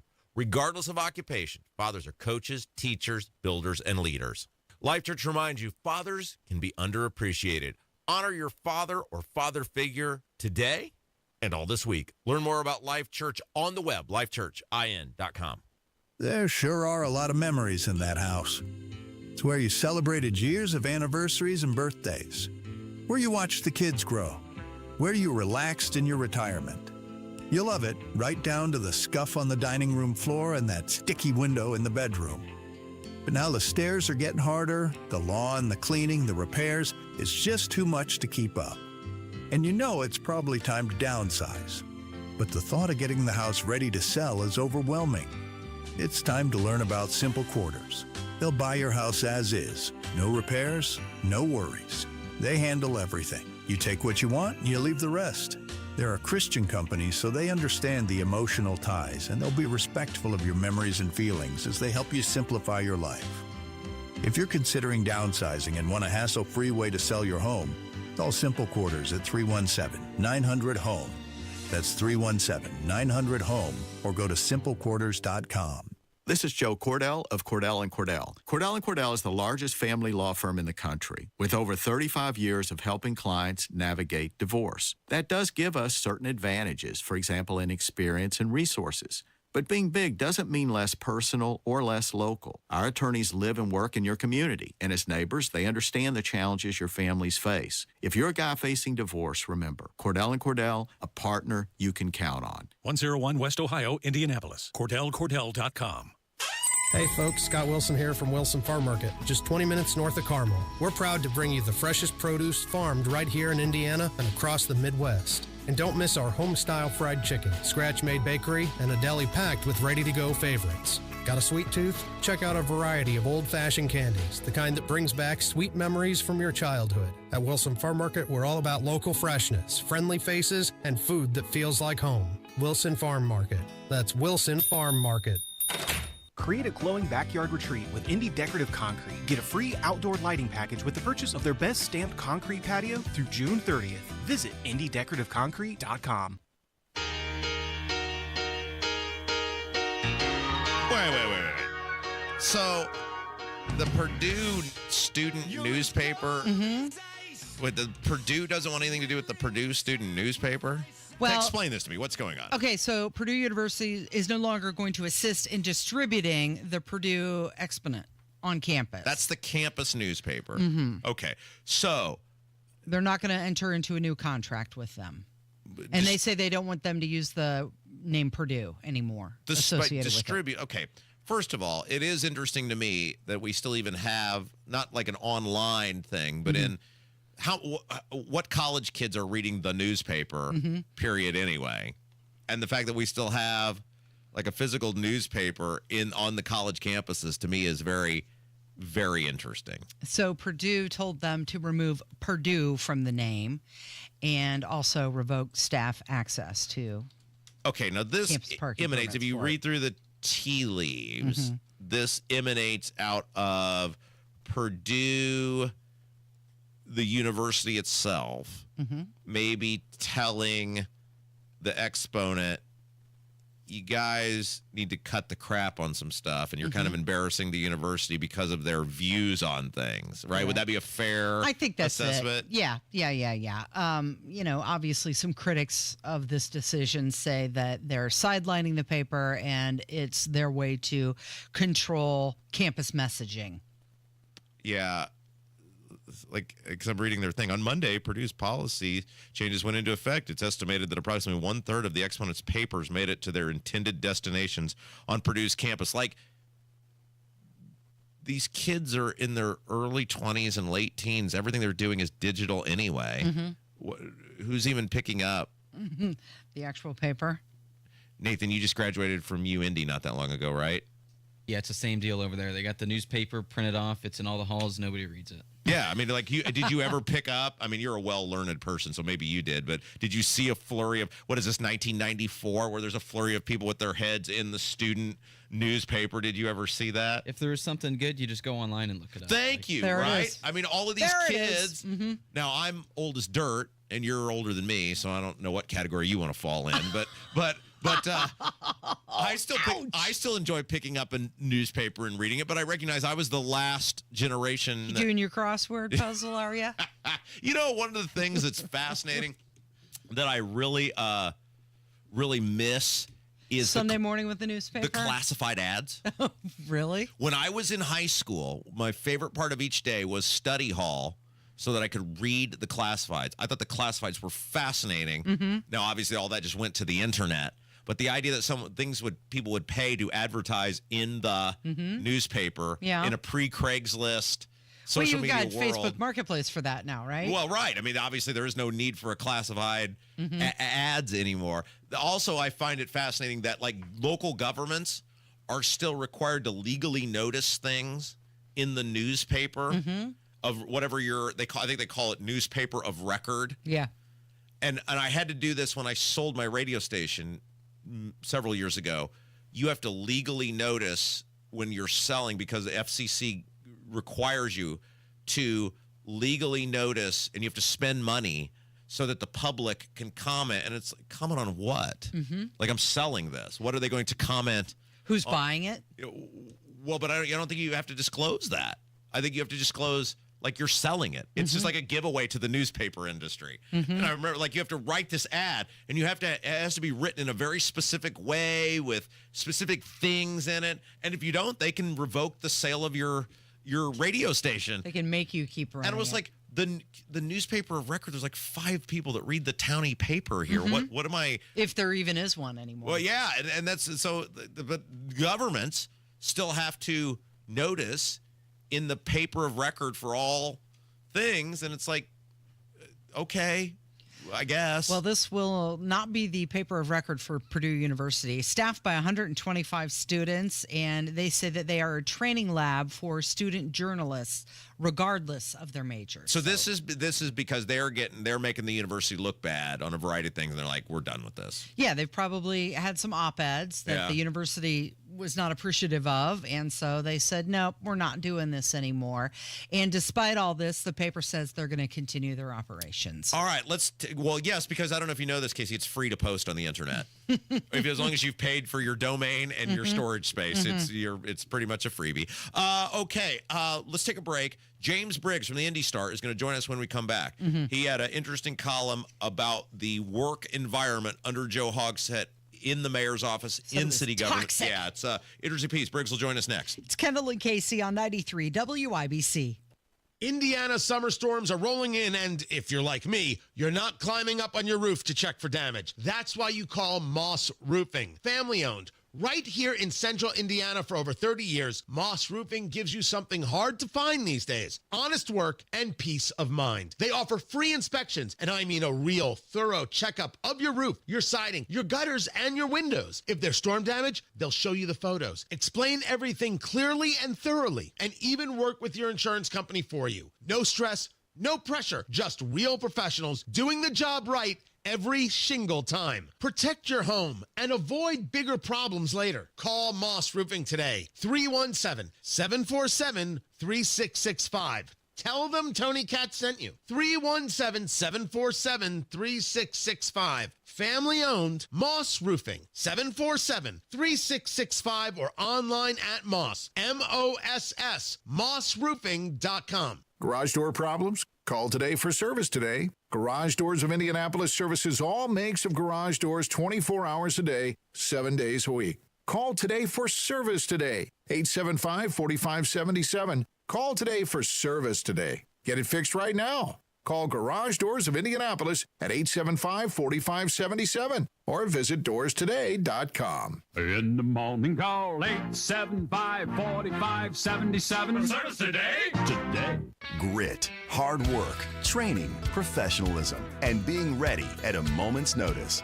That's what we stand for at Fire Dogs Junk Removal, because we were founded by firefighters. When it's time to clear out clutter, big or small, we've got you covered. From old furniture to hot tubs and even entire decks, our team handles it all. Call Fire Dogs Junk Removal today at 1-800-211-DOG or book online at firedogs.com. Fire Dogs Junk Removal, your local team, ready to answer the call. Of course I love my parents, I really do, but often felt angry with them because I was always screaming so they could hear me on the telephone. All that has changed thanks to the CapTel phone from Relay, Indiana. We're so much better off because now my parents can read what I'm saying on the CapTel caption telephone. Our conversations are pleasant because through voice recognition technology, my words appear to them on an easy-to-read screen right on the telephone. Thanks, Relay Indiana. Learn more at RelayIndiana.com. City water or well water, get better water with C&J. Best prices of the year at C&J. Great systems, great people too. Just call them 317-733-SOFT. 93 WIBC Mobile News. On the level, on the go. Who are they blaming? Each other. I'm John Herrick, and this report is brought to you by Moss Roofing. Here's what's trending at 10:30. Those in the federal government are telling California leaders to crack down on protests against immigration and customs enforcement agents. Border czar Tom Homan was on Fox and Friends this morning. And it had over 1,000 protesters at the federal building trying, and they breached it several times. Luckily, they were able to push them back. And that put the officers at great risk. It put the detainees that we had in custody at great risk. So again, this is just a false narrative being pushed by the left. He doesn't think police officers did enough in response to the protests this weekend, but California Governor Gavin Newsom blamed President Trump when he spoke to KTTV in Los Angeles. I mean, it's been a disastrous presidency. And so, of course, we're here with another distraction that puts, in this case, people's lives at risk. And he's testing the boundaries of the Constitution. President Trump has threatened to deploy more military assets to L.A. if the violence continues. An ex-girlfriend of Sean Diddy Combs says she's worried about him using his cell phones to take explicit videos of her because others could access them. The woman, who is only being identified as Jane, is back on the stand in Combs' sex trafficking trial. Combs has pleaded not guilty. And Apple's 2025 Worldwide Developers Conference kicks off today. It's being held at Apple Park in Cupertino, California, and runs through the 13th. I'm John Herrick, on the level, on the go, and on WIBC.com. You're listening to the Kendall and Casey Show on 93 WIBC. Hey, what else can we do now except roll down the window and let the wind blow back your hair? Well, new column out of the Indy Star saying what I think many of us have felt for a while, Casey, that kind of screwed up in the mayor's office in the city of Indianapolis. Well, that's an understatement. And I think the big revelation was that many of the texts were eliminated from that big investigative report. Yeah, obviously, we got into that a little bit earlier with Peter Blanchard from Mayor Indy, and we've talked about this, about how this report on Mayor Joe Hogsett, mayor of Indianapolis, and Thomas Carl Cook, how there were what appeared to be very relevant texts that were deleted from this report. appearing to show Hogshead totally out of line with subordinates that he was working for, which tends to be a trend, it appears, in the mayor's office. New column out from our friend James Briggs, the Indy Star. Hogshead's texts to women show Indianapolis mayor embodied toxic culture. James Briggs joins us now. James, hello. Hello. He's the gift that keeps on giving to you guys, isn't he? Yeah, I don't know about that. It's not fun. Not fun to cover any of this stuff, but certainly it's been an ongoing story, and we can't seem to get away from it. Okay, so let's talk about the report itself, because you guys really led on the initial Thomas Carl Cook story, along with Mayor Indy, and you guys have led throughout the last many months that this report has been put together. And now it's come out that these text messages between Hogsett and these women, which showed what appear to be totally inappropriate behavior between someone with authority and a subordinate. How did they get omitted from this report? It seems pretty relevant. Yeah, I think that's a good question. One possible answer might be that the law firm that handled the investigation was given a fairly narrow scope of what to investigate, and they stuck to that scope. But nonetheless, if you're investigating sexual harassment and the mayor's office's handling of sexual harassment, I mean, like you said, this is extremely relevant. Yeah. So you touched on something that's interesting. When a government entity puts out, when they hire groups to do these investigations, they're going to do what they're told to do. They're given, you called it scope. They're given the work to perform, and they do it according to whatever the blueprint is because they want paid. And it's also tied to billable hours, right? So if they go off that script, then, they're charging more, and that becomes an issue too. So there are some possible practical considerations there. But still, again, like whatever scope does not include text that can be possibly characterized as sexual harassment from the mayor himself, and that does not make it into the report. I don't know how that's a legitimate report. Is it your opinion that they were intentionally left out? Well, they obviously were intentionally left out, but what the reason for that is, I can't say. My guess is if somebody actually were to give an answer on the record, it would be something along the lines of what I just said, that they didn't feel that fit within the scope of the investigation. But I mean, I don't think they did the mayor's office any favors by leaving them out. I think that it probably would have been better for the mayor's office to have had that in the report, have everyone talk about it all at once. But now the report came out, that was a whole news cycle, and now we're talking about these text messages. That's a whole secondary news cycle, and the story just keeps going and going. Yeah, because now you have the trickle of truth. Right, yeah. right. James Briggs is our guest. He has a new column out in the Indy Star. Hogsett's text to women show Indianapolis mayor embodied toxic culture. What's the feeling you get inside of City Hall? We've seen two Democrat councilors call for his resignation, but is it your feeling that inside City Hall, Hogsett still has the confidence of the people that work under him? I think people are tired. Yeah. I don't know. I can't measure the confidence necessarily, but I know this has been an exhausting year in the city county building for people who work in the mayor's administration. A lot of them are just trying to keep their heads down, do their jobs. But I know they're tired of it. They're tired of these ongoing stories, and it weighs on staff who, there are various political pressures that I think get pressed down to people to get some wins and just keep plugging away. So there's good work going on in the midst of all of this, but it's depressing over there, and a lot of people are really frustrated to have to work in this environment. Is there a feeling from the council that they got their money's worth for this report? Because there's a lot of the public that's very upset. Obviously, the women, the accusers are very upset. Does the council feel like this solved whatever issue they were out to solve? That's a hard question to answer because the council has 25 people on it with a wide range of thoughts and motivations here. So obviously you alluded to a couple of members have called for the mayor's resignation. They obviously would say that they did not get their money's worth out of this report. But others probably feel that the report did its job. So it's hard to sort of characterize, the thoughts of 25 different individual members succinctly. Now, I'm going to read you some of these texts. And by the way, your group did a fabulous job. I know Haley Colombo, Kayla Dwyer were sort of the leaders on putting this actual initial report together. But Casey and I were talking about this on Friday. It's the incessant text messaging to these women. Talk to me, please. Hello. It's only 9:36 p.m. I think a lot of dudes have texted that to women at maybe 1:30 in the morning in Broad Ripple, but they're not the mayor, and it's not some subordinate that serves under them. This is totally unacceptable. It is, yeah. And I think, I really, I don't know how much people have really followed all this story, but I think it's worth just a really quick reset to why we're here, why we're talking about this. And that is, a year ago, we reported, almost a year ago, that the mayor's chief of staff, Thomas Cook, had been accused by 3 women of sexual harassment, and there was this pattern where he used his power, and arguably he was more powerful than the mayor in some ways, where he repeatedly used his power to sort of flatter young women, usually early 20s, mid-20s, who worked in the administration, sort of show them these grandiose visions of their future. And he was this champion of their careers, and sort of he would use this position to press them into increasingly intimate relationships. And you sort of see the beginnings of a similar pattern here with these text messages. I think the mayor might not have traveled all the way to sexual harassment town, but like his bags are packed and the car is gassed up, and you can see he's sort of like nudging in that same pattern to this deeper level of intimacy, again with women who are in their 20s, and it is, to your point, it's totally unacceptable. Now, does it fit a textbook definition of sexual harassment? I think that would be hard to say. It's sort of a gray area. I'm not sure he quite gets there with it, but I think it's completely fair to say that this is inappropriate. Yeah, I don't think he's the Night Stalker, but I was like, you're the mayor of the capital city, and these young women who, again, the issue is they're under you, they're subordinate to you, they are subservient to you. Talk to me.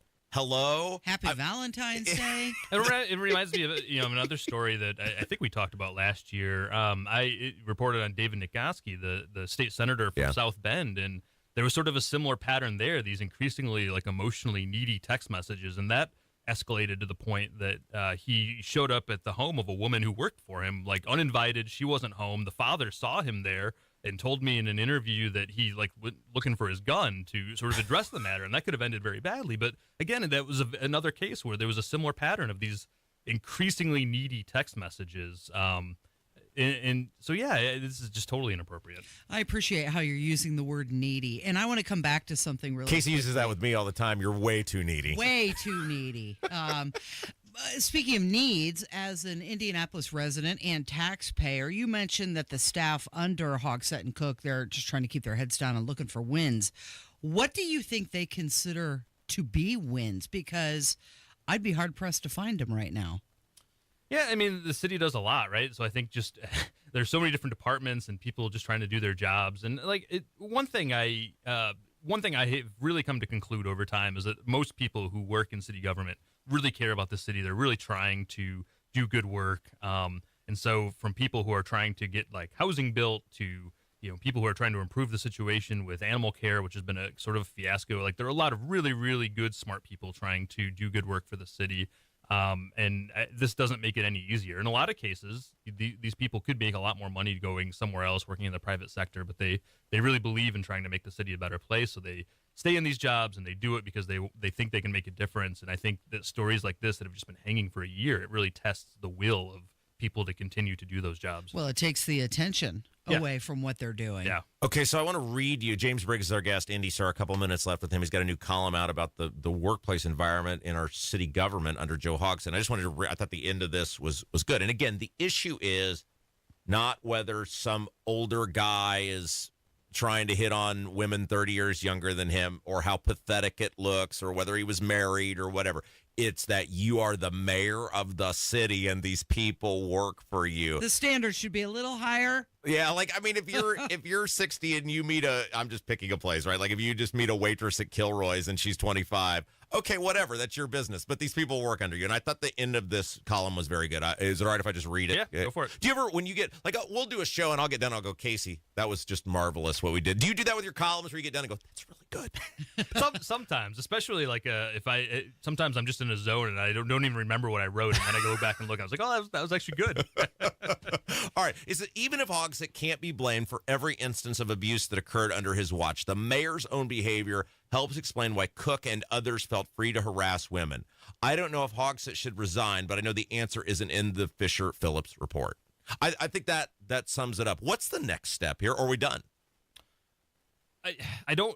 Does Cook go away? Does that just stop being a thing, or is there some next level we're going to go to? I think that's a question that anyone calling for the mayor's resignation or considering calling for the mayor's resignation needs to answer, because I don't know that there. I mean, you guys talk about this stuff. I mean, just look around Indiana. You have Senator Greg Taylor in Indianapolis, who has been accused of sexual harassment and/or assault by 6 women. You have Diego Morales, the Republican Secretary of State, who was accused of sexual assault by 2 women who were also Republicans. Diego Morales is a Republican, no partisanship there. In both of those cases, the women said they had to forcibly push him off of them, and he's still in office.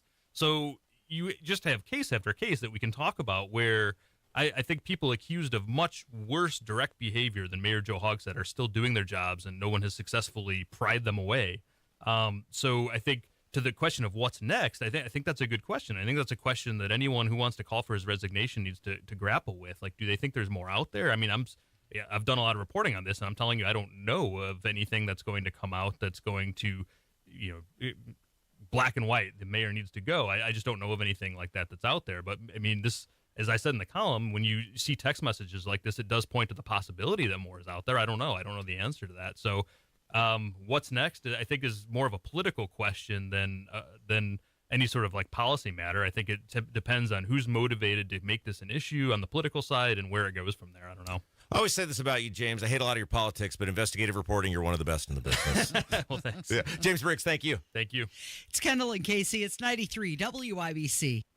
Coming up on the Hammer and Nigel show, the latest on the Elon Musk-Donald Trump feud, plus it's Monday Gun Day with Guy Relford. All the fun starts at 3 o'clock, 93 WIBC. Home sales activity is good, not great. So many homes, if improperly marketed, are sitting on the market. Hiring the wrong sales agent will cost you time and money.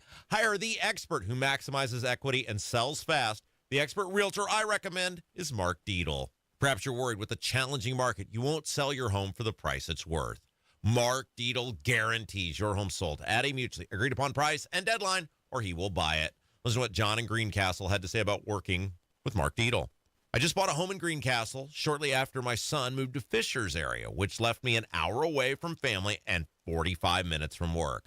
A big mistake, and I felt stuck since I had been in the home less than a year. I asked the Mark Dietl team for help, and they delivered big. My home sold in 14 days for the price I needed so I could move closer to family and work. Call the local Indianapolis agent I trust and recommend, and the agent who guarantees your home sold or he'll buy it. Call Mark Dietl at 317-755-4232 for all the details, or go online to markdietl.com. That's Mark, DIETEL.com. Tell him Rob sent you. If you have a snoring problem or sleep apnea, odds are you have blockage in both your throat and your nose. Now, for those who've gone elsewhere and wonder why their issues aren't getting better, this is where the problem lies. Because the true root of your problem very well may be your nose. We believe we'll find that your nose isn't working the way it should. And once we do get your nose working, your CPAP mask can finally work, or you can lose that CPAP mask altogether. I'm Dr. Madan Kandula with Advent, where we offer every effective snoring and sleep apnea solution available, including simple in-office procedures that can get your nose and your throat working properly. It's a simple concept. If you're going to get your best sleep, you have to be able to breathe well. Go to adventknows.com to schedule an appointment, because Advent knows when you breathe well, you live better. Breathe well with simple solutions. AdventKnows.com. Farnsworth Metal Recycling, a familiar face in Indy. Farnsworth Metal Recycling will pay you cash for your scrap metal. Ray's Demolition and Farnsworth Metal Recycling may seem familiar to you, and that's because they are. They're trusted local family-owned businesses going back 3 generations in Indy with their familiar orange logo and a name you know. But you may not know they'll pay you cash for your scrap metal. Cash is king. Your scrap aluminum, steel, copper, and brass will get you cash from Farnsworth Metal Recycling. Just drop it off or schedule a pickup, and you'll put cash in your pocket. Ray's Demolition and Farnsworth Metal Recycling. Local names you can trust with 2 locations. Farnsworth Metal Recycling, a familiar face in Indy. Get cash for your scrap. Get started at farnsworthmetals.com. I'm still going for it, even with higher stroke risk from atrial fibrillation and a regular heartbeat not caused by a heart valve problem. Over a 3-year study, Eliquis apixaban tablets reduce stroke risk better than warfarin, and over 97% of Eliquis patients did not experience a stroke. A first stroke occurred in 2.9% of warfarin patients versus 2.3% of Eliquis patients. Don't stop taking prescription Eliquis without asking your doctor. It may increase your stroke risk. Eliquis can cause serious and, in rare cases, fatal bleeding. Don't take Eliquis if you have an artificial heart valve, abnormal bleeding, or antiphospholipid syndrome. While taking, you may bruise more easily or take longer for bleeding to stop. stop. A spinal injection while on Eliquis increases risk of blood clots, which may cause paralysis, the inability to move. Get medical help right away for unexpected bleeding, unusual bruising, or tingling, numbness, or muscle weakness. Medications such as aspirin products, NSAIDs, SSRIs, SNRIs, and blood thinners may increase bleeding risk. Tell your doctor about all planned medical or dental procedures. Learn more at Eliquis.com or call 1-855-ELIQUIS.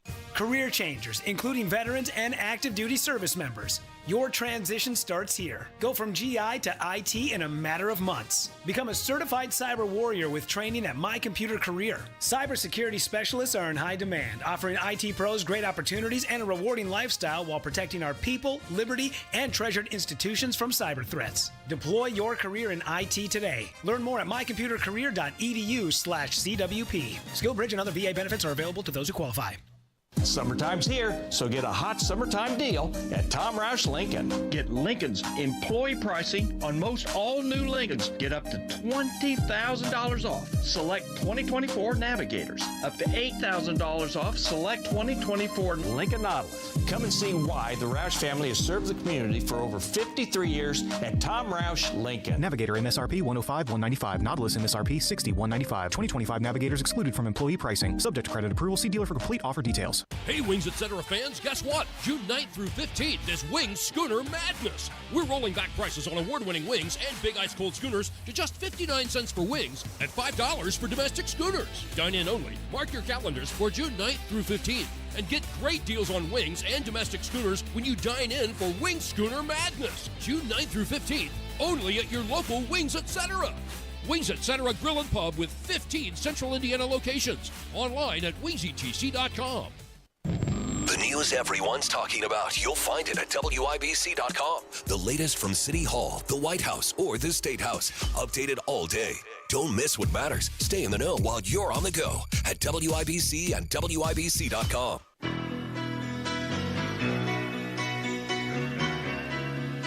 You know, when I was a kid, Casey, Avon used to be a fun little place to go. Yeah. It was just it was a road. Mhm. It was Rockville Road. I mean, it was sort of 267 merged into Rockville Road.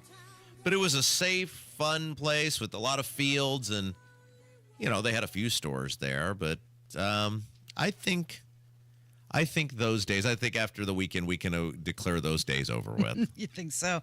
Lots of retail there now, and congestion, especially if you're on Rockville Road. It always seems to be under construction. But a large fight broke out Saturday night at the Texas Roadhouse in Avon. Yeah, this is pretty. Do we have the audio of this? We do. Well, we have a report from WIBC's Ryan Hedrick. Imagine a family reunion fueled by alcohol and bad blood. That's exactly what it looked like at the Avon, Texas Roadhouse on Saturday as more than 20 people started exchanging punches and somebody went through a table. Video shows waitresses hopping over tables trying to break up the fight. The police eventually showed up. Avon and Hendricks County Sheriff's deputies say they didn't make any arrests and they're still looking into the madness. Ryan Hedrick, 93 WIBC. Mobile News. There's an old saying in government, either you control growth or you let growth control you. And in the case of so many of our suburban municipalities, there has been growth without rhyme or reason to it.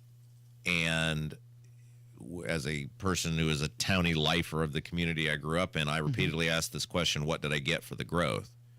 Like my family, et cetera, made this a place people claimed to want to come, and everything changed.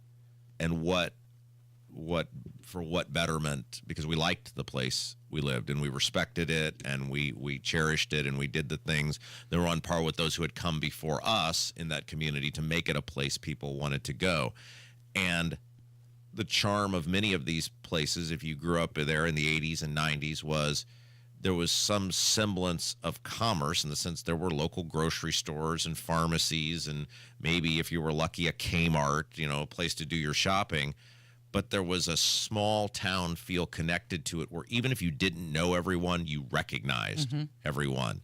And everybody, sure, there were always townie troublemakers, right? But nothing like what we see today. And you have seen this in so many of these suburban municipalities where people who have no semblance of self-control, no semblance of responsibility to the community. Like if that had happened years ago at some local towny diner, people would be mortified because you'd forever be stained with, that's the you-know-what who made an ass out of themselves at the, the Elegance restaurant, right? I'm just picking random old-timey restaurants in Brownsburg. But now it's just like, just par for the course. Oh, that happened? Oh, it seems. So all of this growth has taken place, and all of these people have come with it.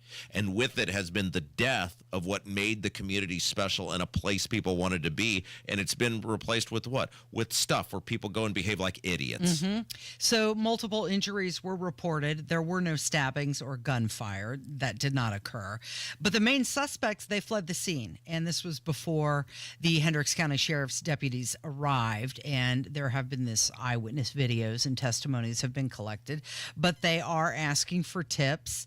And the police have said that it's uncommon for the area, but it seems to be becoming more common. And of course it does, because you're opening the doors to insanity. All the growth and all the houses open the doors to insanity. If you keep putting these homes there, people are going to live in them, and they're going to come and bring stuff with them that you don't like. This is not rocket science, and it comes back to the idea for growth of the sake of growth. And every time I look at one of these high-density housing developments, I will say, for what? Why? How does that make my life better? We've talked about this. It's not that I want every house to be a McMansion or $1 million home. Certainly don't live in one myself. But what do you notice about my street, which is a very simple street? All the houses have their own character to them. And when I was a kid, people took pride in their home because it was unique to them and it identified them. And I remember I had friends who were much more wealthy than I was, and I had friends who were less wealthy than I was growing up. But you knew based on where they lived that the neighborhood told you something about them. It identified, in a sense, who they sort of were as people, what their parents maybe did for a job. All of this crap is exactly the same now. We are a bland society that lacks unique defining characteristics. All these communities are becoming exactly the same, and the trash and the crap it brings with them was on full display right there. What is Avon? It's a giant strip mall. Yeah, that's what it is with all of the stores now. That's it. That's all it is. And what is Brownsburg? It's a bunch of warehouses and high-density housing developments. And Plainfield is a bunch of storage facilities and industrial buildings. And it's like all of this stuff that used to be so quiet and beautiful and peaceful. And now it's just stuff. It does underscore also another issue that perhaps people's fuse is getting shorter. And why are they bringing their bad blood family issues out in public? To a Texas Roadhouse! I mean, where's Patrick Swayze, right? We needed a cooler in that situation. I was around a bunch of people drinking last night. No one got in fights. You're in control of yourself. It is Kendall and Casey. It's 93 WIBC. Turning 65, new to Medicare, or just moved? If you qualify for Medicare and Medicaid, a Humana Dual Eligible Special Needs Plan, a DSNP, may give you the extra benefits you're looking for. A DSNP helps cover things like prescriptions and checkups, but it also helps pay for essentials, too. With a Humana DSNP, you get $225 a month for eligible groceries, rent, utilities, and more. Plus, whatever you don't spend carries over to the next month. You may even get benefits like $0 copays on routine prescriptions, plus routine dental, vision, or hearing coverage. All of this could make a difference for your health and wallet. Learn more at GetHumana.com. Humana, a more human way to healthcare. Humana is a coordinated care HMO SNP plan with a Medicare contract and a contract with the Indiana Medicaid program. Enrollment in any Humana plan depends on contract renewal. Allowance amounts cannot be combined with other benefit allowances. Limitations and restrictions may apply. Hey guys, it's Rob for Wheat Grow Hair Indy. Guys who are on top of their game choose Wheat Grow Hair Indy. People like Rajiv Ram, two-time Olympic medal winner. Go to WeGrowHairIndy.com and you'll see who these champions are. Top radio personalities, coaches, former NFL players. They know We Grow Hair Indy had the technology and results to grow their hair back. I chose We Grow Hair Indy because I wanted to get my confidence back. And every time I look in the mirror, I'm so glad I made the choice to go to We Grow Hair Indy. And you can get your confidence back. It's so simple. Head over to WeGrowHairIndy.com today. or call 317-522-2995. 317-522-2995. Schedule your totally free, no hassle, no obligation consultation, and you could be getting your confidence back. Be on top of your game and look like a champion. Call We Grow Hair Indy today. 317-522-2995. Okay, we are running a car drive right now to help veterans all across America. So if you have an old car, truck, or van, even a motorcycle or an RV sitting around, you can right now give it away and help the vets. They really need your help. And your car will help support the vets and their families. And guess what? You even get a tax donation. Plus, we'll even come and pick up your car for free. And all you've got to do is pick up your phone right now and make a free call. Now is the perfect time to do something good for the vets. Give back to the vets right now for all they've done for this country. And your old car can really help them. So call the Veterans Car Donation Program right now for free pickup of your vehicle. Help the vets and help your taxes at the same time. Call right now. 800-883-3024. 800-883-3024. 800-883-3024. That's 800-883-3024. Hey, it's Mike Rowe, and if you want to do business with a company that actually stands for something, switch to Pure Talk. I did. Sure, I appreciate being on America's most dependable 5G network with unlimited talk and text for just $20 a month. But what I really appreciate is Pure Talk's commitment to our military and to our skilled workforce. That matters to me. Save 50% off your first month when you dial pound 250 and say keyword Mike Rowe. Pure Talk, a wireless company that actually stands for something. Plumbing problems stink. The LD Smith Crew can handle anything. Call today for $50 off any plumbing repair, big or small. LD Smith Plumbing. A dirty, stinking honest. Coming up in 2 minutes from the Technology Recycler Studios, where confrontation became escalation into something else in central Indiana. An investigation where state police believe foul play was involved. You'll hear why. And what one of the Indiana Pacers players thinks they need to do to bounce back. Those stories and more after Fox on 93 WIBC. WIBC HD1 Indianapolis. It's 11 o'clock.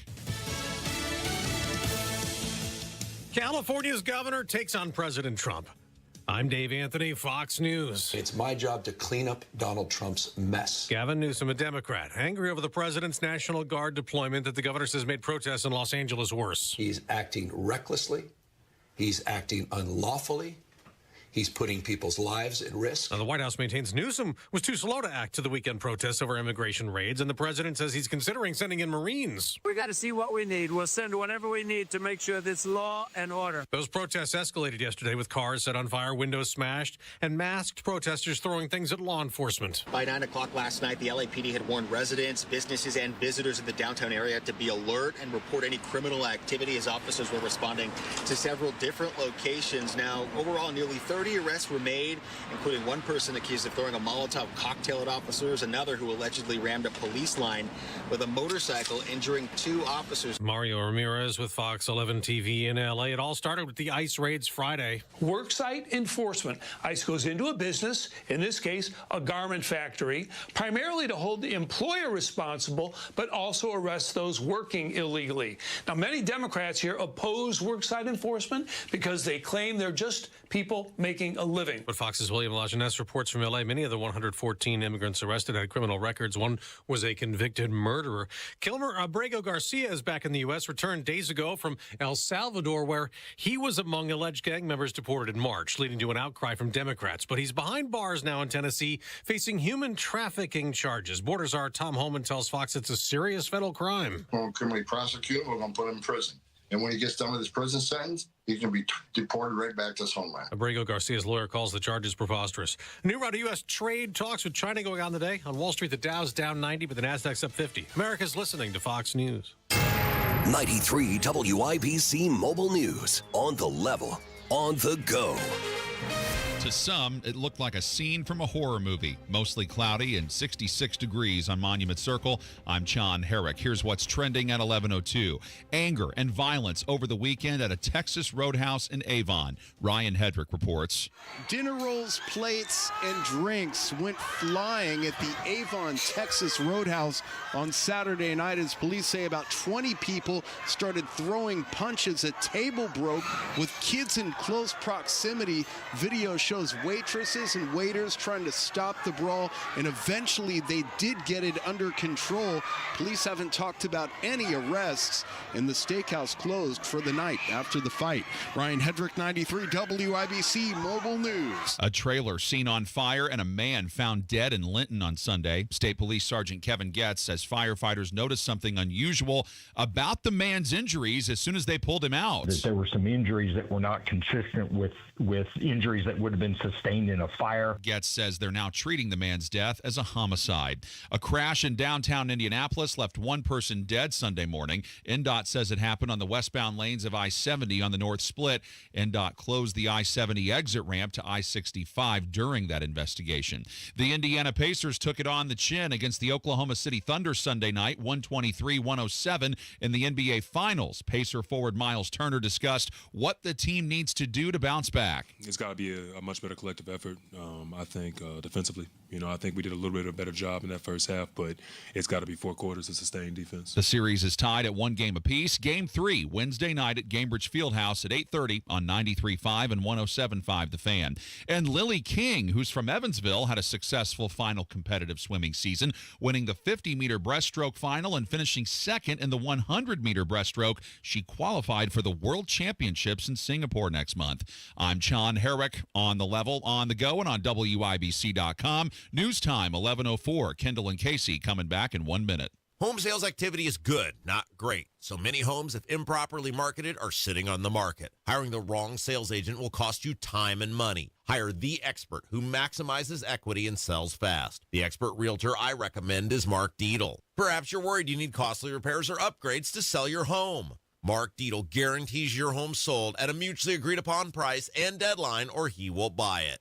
Listen to what Luke and Emma in Franklin had to say about working with Mark Dietl. We found the perfect piece of land and began building our new dream home, but we needed to sell our old place at the right price to fund the dream. We hired the Mark Dietl team and got multiple offers in the first weekend, closed in 25 days, and they negotiated for us to stay while we completed our new place. Selling was stress-free and profitable with Mark Dietl. Call the local Indianapolis agent I trust and recommend, and the agent who guarantees your home sold or he'll buy it. Call Mark Dietl at 317-755-4232 for all the details, or go online to markdietl.com. That's Mark, DIETEL.com. You're listening to Rob Kendall. When we talk about sending money somewhere, we're talking about printing the money because we have no money. And Casey Daniels. My government would never lie to me, would they? On 93 WIBC. This is a fascinating article from Indiana Insight about the IEDC, about Elevate, about where our money's going, and about what it appears to be just rotten apple. The entire IEDC, because Elevate is so involved with this to its core. I mean, I think if we get to the bottom of what's going on with the Indiana Economic Development Corporation and where the money's gone and how it's gone and how it's been used, it'll end up being one of the biggest stories in the history of the state. The amount of money that has been used, not just unwisely, and I don't want to say illegally because I don't know. We'll see what the audit actually shows. But this report from Indiana Insight shows millions and millions of dollars may have been improperly spent, and it should be alarming to every single citizen. So Elevate Ventures is at the core of this, and they bill themselves as, quote, the most active venture capital investor in the Great Lakes region and one of the most active globally, as well as one of the most successful public-private partnerships in the United States. And they're at the core of this IEDC controversy because a lot of money's gone out. We don't know where a lot of it went, what the results were for the money, and according to this report from Indiana Insight, it's not good from what they've been able to put together thus far. So Elevate Ventures is a private nonprofit formed with public funds. They're a key player. They're under scrutiny, as you mentioned. They receive $6 million a year from the state. No, go back, because you need to say this again. Yeah. It's because that's important, right? A private nonprofit formed with public funds. Right. So it's a private nonprofit, but they use your money. Correct. In order to form the thing. Does that even, let's just say that out loud. A private nonprofit formed with public funds. Does that even sound logical to you? No. Right? The whole idea of it, period, is ridiculous. And as we've talked about, one of the things that happens with this, go ahead, do the rest of the description. I'm sorry, I didn't mean to cut you off, but I just thought it was very important. Well, they receive $6 million a year from the state, and they manage over $180 million in state investment funds.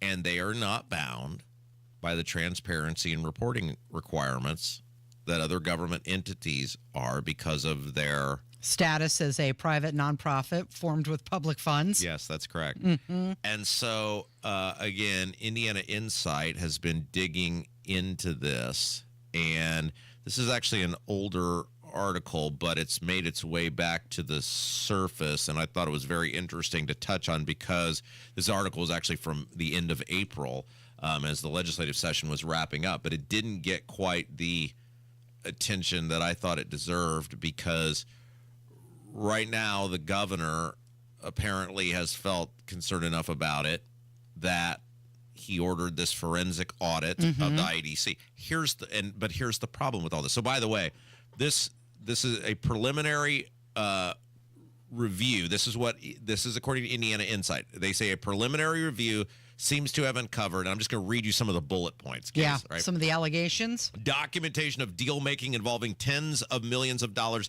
that could not be produced amidst talks of handshake deals. Highly compensated individuals involved with IEDC and its affiliated entities working other jobs on the side, some apparently directly related to their publicly funded or facilitated jobs. Legally mandated conflict of interest waivers failing to be filed with state ethics entities. Required post-employment waivers never requested. Major concerns about business practices raised by top IEDC officials who were routinely ignored by staffers who sought to circumvent the chain of command to obtain approval within the Holcomb administration governor's office. And there's a bunch of other things. And here's the problem with all this. It's too big to fail at this point. Mike Braun just went to a groundbreaking for Eli Lilly, which is has been funded through over $1 billion of taxpayer incentives and actual money to create. Eli Lilly exists in the Leap District, which is in the city of Lebanon, which is overseen by Matt Gentry, which the Gentrys, Matt, his father, have been integral to Mike Braun's successes electorally. Oh, yeah, and the former partner in the company run by Matt Gentry's father, Mike Gentry, Market Red, is Josh Kelly, who is Braun's chief of staff. So color me skeptical that I don't think anything is going to go that's going to take down the IEDC because of the impact it will have on Leap, which the impact it would have on the city of Lebanon. Yeah. So it alleges, this article, like you mentioned, handshake deals, conflict of interest waivers that weren't filled out, failure to file required financial reports, commingling of public funds. Elevate's top 8 staffers made over $2 million, and that's more than what is allocated for some state health programs. Now, the governor, he authorized the freezing of some key bank accounts, that forensic audit by an outside national firm. But you got to question, what is that forensic audit going to find when clearly, as you just drew that picture, they're all holding hands? It's very reminiscent to what happened with Hogsett. From the moment the Hogsett, quote-unquote, investigation, was announced, I said on this radio station 8-9 months ago, I said, nothing's going to come of this because he can't go down. They're not going to have him go down. Hogsett's got too much on too many people, so they'll give a slap on the wrist that, hey, ethically you didn't rise to the standard, but legally we're done here, go home. And what happened? Ethically you didn't rise to the standard, legally we're done here, go home. I'm telling you right now, as I'm moving my fingers forward like Plain Lady, that they are not going to let anything long-term happen to the IEDC or the primary methods by which it operates and how it moves money around and out, because they've got too much on the line for that to go down. Now, there may be a fall guy or fall guys. There may be a couple of individual bad actors, and we've cleaned that up, but they are not going to let the core of how this quasi-government entity operates. Now, something that's really important here, and you got to give full credit to our guys over at Indy Reporter. If you go to the Indy Reporter account, which it's Steven and Drew and the rest of those guys that run the Indy Reporter account, it's Indy_Reporter_. Steven and Drew and Indy Reporter have been digging in. I don't know how they have time to do this. I have no idea how they have all the time to put all this stuff together. But if you go right now to that account, and I've shared it at Rob and Kendall on Twitter if you want to see it too, Steven has done an immaculate job of breaking down particularly Infosys and the amount of foreign jobs that have come in to this state over the past really decade, and how much of our economic development dollars, when they get everybody on they're going to put a $400 million investment into our state, and they sell it as, and we talked about this, how they sell it as it's going to be lifting up rank and file Hoosiers, when the reality is a massive amount of those dollars go to employ foreign workers who come into this country. They they have literally zero benefit to you as a taxpayer, other than to change the makeup and landscape of your state.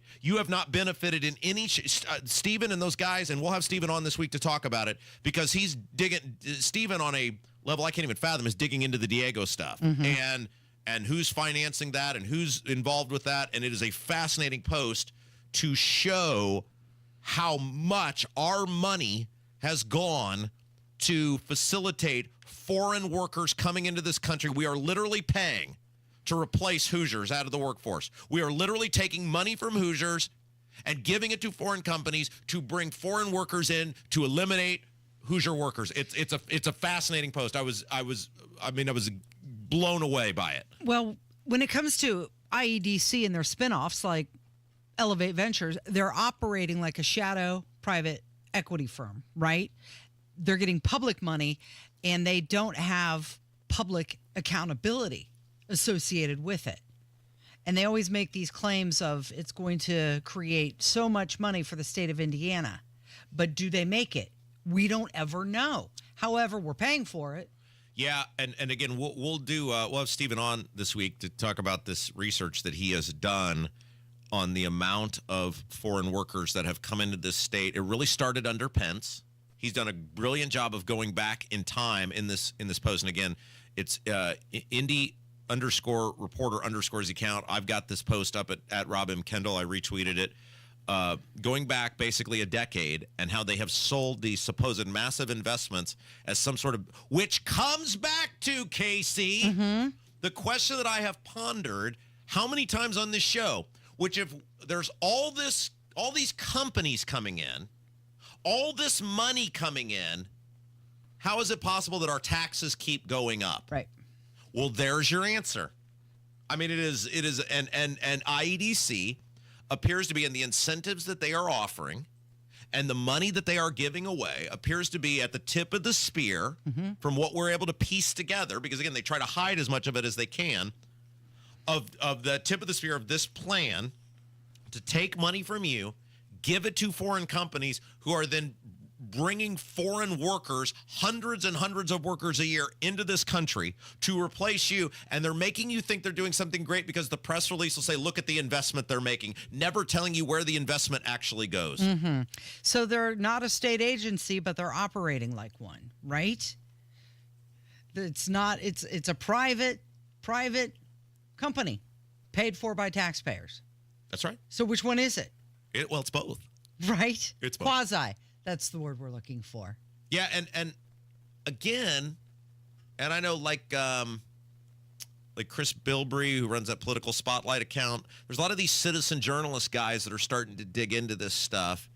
And we're sort of in a new frontier now where it's going to take those guys to break it open. It's probably realistically, it's not going to be us or Indy Star or whatever, because it's too in depth.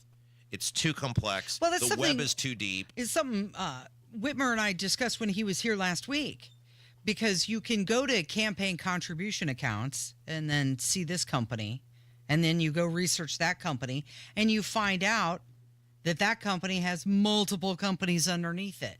That's right. So you could spend hours upon hours. And to bring it all full circle, it comes back to what we were talking about earlier in the program. This is why people just give up. Because no matter what you do, it's like the Michael Scott Paper Company. Oh, I'll just start another one and another one. And another one. Oh, you caught that hand in the cookie jar. I'll just go do this over here. Now stop that, mofo. I mean, that's what they do. It won't matter what this audit of the IEDC shows. It won't. Some people be the fall guys, and then the real perpetrators and the real broken system will continue to operate. Keep going. Yeah. Sure. It is Kendall and Casey on 93 WIBC. Life moves fast. We move fast. Get moving fast. It's not business as usual. So does the news. I could be a stupid person and say, oh, no, we don't want a free plane. Decisions made today The United States and China announcing a 90-day pause. could impact you tomorrow. Goldman Sachs adjusting its 2025 economic outlook. The issues, some solutions. What's next? I'll let you know at the appropriate time. Gotta stay tuned. We're already tracking it. Strong borders. Stay in the know while you're on the go on 93 WIBC. Hey, it's Mike Rowe, and if you want to do business with a company that actually stands for something, switch to Pure Talk. I did. Sure, I appreciate being on America's most dependable 5G network with unlimited talk and text for just $20 a month. But what I really appreciate is Pure Talk's commitment to our military and to our skilled workforce. That matters to me. Save 50% off your first month when you dial pound 250 and say keyword Mike Rowe. Pure Talk, a wireless company that actually stands for something.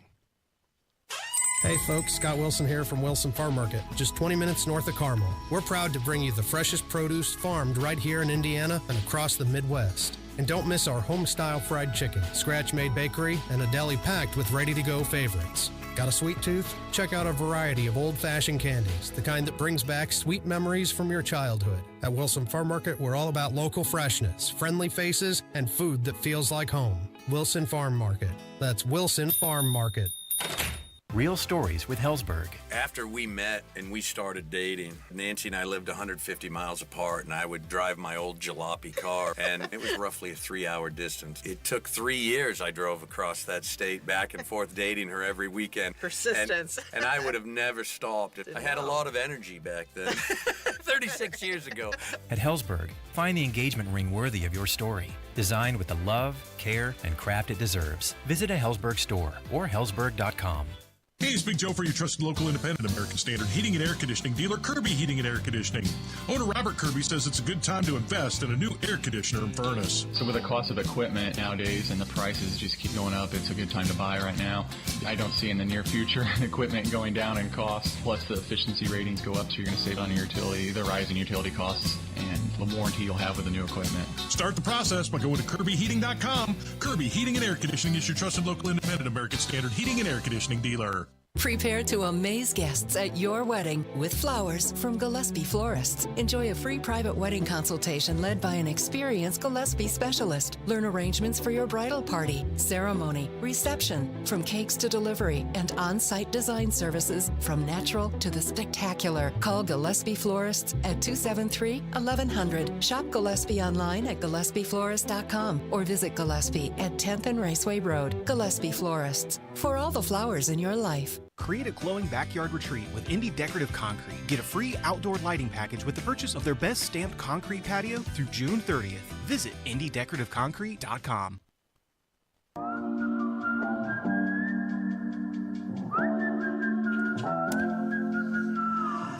Okay, so you know how this week is going to go, right? What's that? Well, you know the drill. It's U.S. Open week. Mhm. So I feel like I'm operating at a pretty high level today. Yeah. I should be fine tomorrow. Wednesday will be okay. And then just Thursday, you're getting 25% effort. So this is the pinnacle? This is it. This is as good as we're going to do. This is it. Yeah, this is and it. it's just downhill for the rest of the week, huh? I may not even remember your name for Thursday's show. I don't know. Say my name, Rob Kendall. Got to get all my stuff out of the way. Get all my stuff out of the way because it is a very special year for the U.S. Open. It's at Oakmont, and it appears there will be blood. Men may perish, and I'm here for all of it. So just whatever you need, get it out of your system now. You have my undivided attention. What other topics you'd like to discuss? Well, you remember that dentist who qualified? That's right. I reached out to him, and they said, "Can you do the interview on Saturday?" I said, "No, we're not here on Saturday. How about today?" And I haven't heard back. Just call him again. You got a cell phone number. They Yeah. gave you a cell phone number. Yeah, they did. So Call him. I'm still trying to get him on. He's just for hitting you. balls on the driving range. That's all. It's just like one of the biggest, moments of his life. Well, He's why wouldn't you want to spend it with us? Right. So Bryson DeChambeau, he is complaining about the rough at Oakmont. It is rough. It's very too rough. high? Is that it? Yeah, the whiners have come out now. This happens once a year. They make these guys play a hard course, and the whiners come out. And I love it happens every year, and I'm totally here for all of it. So he said that the current conditions are the hardest this golf course could ever play. The flag stick. The flag. Hey, that's insane. But don't try to grab a 9-9 out of there. No, He's complaining how That's right. thick and tall the grass is. So this will be like heaven on earth for me. Mhm. So you got 2 more days. You use your whatever you need me to do. I'm at your beck and call, and then come Thursday morning because it starts at 6:30. I'm out. I mean, I'll be here, like in the physical sense, but mentally. So what are you going to do? You're going to stream it on your Oh, laptop? it's on USA. I'll just watch right over your shoulder. You mean we're going to turn off the Drew Barrymore show? I'll do the thing I've done. I'll do the thing I've done with women for years. You'll think I'm looking right at you, and I'm looking right past you. Those TVs aren't even on. You're going to have to find the remote, figure out how to get them on. Trust me, I'll have it figured out. We'll play a game on Thursday and Friday. Am I looking at you or looking past you? Looking through me. He said that the lie is complete guesswork. That's right. Determining which for all of it. club to I'm here for all of it. choose. What else is going on in the world? What are we doing? So we've got Donald Trump's travel ban goes into effect today. All right, who's impacted by this? Does it say? Yeah, we've got 12 countries: Afghanistan, Myanmar, Chad, Congo Republic, Equatorial Guinea, Haiti, Iran, Libya, Somalia, Sudan, Yemen. What is heightened restrictions on Cuba, they Laos, can't come into the country. Sierra Leone. Correct. Like even on a vacation. Right, If you're right. from Iran, you can't come in. Yeah, does not revoke though previously issued visas. So if you've already You're here, you stay. Yeah, if you're already set up, you're good. But if it's not valid, you can't enter. You know, I've pondered this. What if? Just hear me out on this. This may be the most stupid idea I've ever had. Mm-hmm. Could be the best idea I've ever had. And you know me. You can be totally honest with me. What if, for like 1 month, we just said we're not letting any new people come into the country? Okay. Like you can be a visitor here, you know, whatever. I'm coming to as a tourist or whatever. But what if in terms of like letting people be citizens or have temporary status or whatever? What if just for 1 month, we're like, we're going to figure all this out. And for 1 month, no new people. We're going to get a lay of the land of how bad the picture actually is. Okay. What's the worst that could happen? Right. I mean, I'm asking you, like, what's the worst that could actually happen if for 1 month? Is Carl listening to us? He usually has thought these things through. Carl, come in here for a second. You've usually thought these things through. Because in my mind, I've thought this, like, there has to be some ramification why we couldn't do that. Carl is the producer for Tony Katz. He's also a great conspiracy theorist. Actually has a segment on the Ethan show on Conspiracy Corner. If we just said for 1 month, no new people get citizenship, temporary or otherwise in the country, what's the worst that could happen? Everything would be fine. There's Thank you. nothing worst about it. So there is no fault ramification. No, maybe some company's bottom line would be affected, though. But in terms of me as a citizen. No. Because I want to know who's here. I want to know what they're doing. I want to know what these people are doing. I want to know how my money's being I spent. would say the worst that could happen is that some Democrats are going to get mad about that and. So there's nothing I'm missing. No. I mean, you're right. These corporations would be mad. But in terms of me as a citizen, what would be the worst that would happen to me? The answer is all the people who are here would just have to work. Right? Correct. So or leave. Why don't we do that?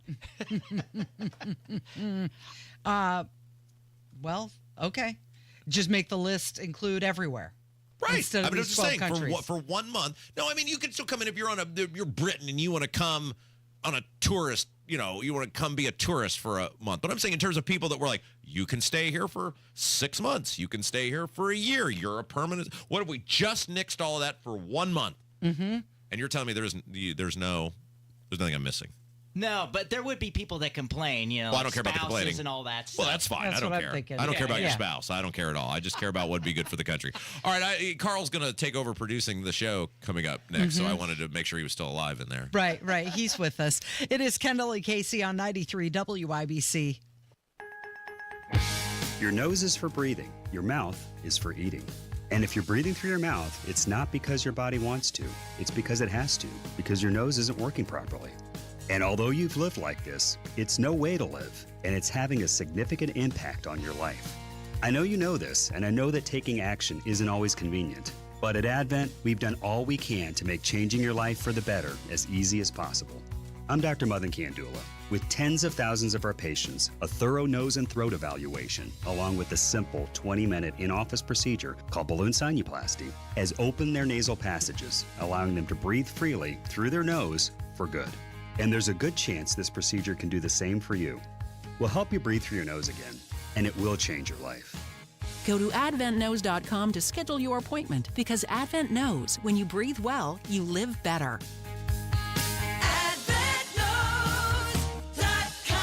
Most insurance accepted. Farnsworth Metal Recycling, a familiar face in Indy. Farnsworth Metal Recycling will pay you cash for your scrap metal. Ray's Demolition and Farnsworth Metal Recycling may seem familiar to you, and that's because they are. They're trusted local family-owned businesses going back 3 generations in Indy with their familiar orange logo and a name you know. But you may not know they'll pay you cash for your scrap metal. Cash is king. Your scrap aluminum, steel, copper, and brass will get you cash from Farnsworth Metal Recycling. Just drop it off or schedule a pickup, and you'll put cash in your pocket. Ray's Demolition and Farnsworth Metal Recycling. Local names you can trust with 2 locations. Farnsworth Metal Recycling, a familiar face in Indy. Get cash for your scrap. Get started at farnsworthmetals.com. Garage Doors of Indianapolis has been a local, family-owned and operated business for nearly 50 years and helps keep Central Indiana's economy strong by employing over 70 families. Garage Doors of Indianapolis stands by their products and services while they share and embrace our conservative values. So when you have garage door problems, call them today for service today. Garage Doors of Indianapolis, 875-4577, 875-4577, or visit doorstoday.com. Hey, Wings Etc. fans, guess what? June 9th through 15th is Wings Schooner Madness. We're rolling back prices on award-winning wings and big ice-cold schooners to just 59 cents for wings and $5 for domestic schooners. Dine-in only. Mark your calendars for June 9th through 15th and get great deals on wings and domestic schooners when you dine in for Wings Schooner Madness. June 9th through 15th, only at your local Wings Etc.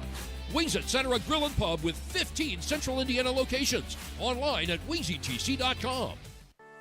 As a caregiver, managing your loved one's health can at times be overwhelming. This is Tina McIntosh, president of Joy's House and co-host of the Caregiver Crossing radio program. In a moment, I'll share 3 tips to help you manage your loved one's medical care effectively. Cardon and Associates offers the finest senior living options tailored to your loved one's needs. Reservations are now being accepted for new apartments at Copper Trace in Westfield. Visit cardon.com. Tip number 1, keep a list of all medications, dosages, and schedules to ensure your loved one is taking their medication correctly. Second, attend doctor's appointments with your loved one when you're able. And finally, stay organized by keeping forms, notes, and other important documents in one secure place. More tips like this are available anytime at caregivercrossingradio.org. With new weekly content created by Joy's House and distributed in partnership with Network Indiana, we're an on-air and online support group for Hoosier family caregivers. Hear conversations with experts, access the library of online education, and more at caregivercrossingradio.org. Weekday mornings at 7:15, the Tony Katz Popcorn Moment. Brought to you by Boer Remodeling. Don't wait any longer for the kitchen you've been dreaming of. Request a consultation at boerremodeling.com. 93 WIBC Mobile News. On the level, on the go. Los Angeles, a city covered with smoke and flames. I'm John Herrick. Here's what's trending at 11:30. Violence began in Los Angeles, California over the weekend with people upset about raids conducted by Immigration and Customs Enforcement. We are overwhelmed as far as the number of people out there engaged in this type of activity. That's LAPD Chief Jim McDonnell. President Donald Trump has sent the National Guard to the LA area to put out the riots, despite opposition from California Governor Gavin Newsom. He's also considering sending in the Marines. The president's travel ban takes effect today, targeting multiple countries, mostly in the Middle East and Africa. The ACLU of Indiana says they're having a rally about that tonight at the Indianapolis International Airport. And U.S. trade leaders are meeting with their Chinese counterparts in London. I'm John Herrick, on the level, on the go, and on WIBC.com. You're listening to the Kendall and Casey Show on 93 WIBC.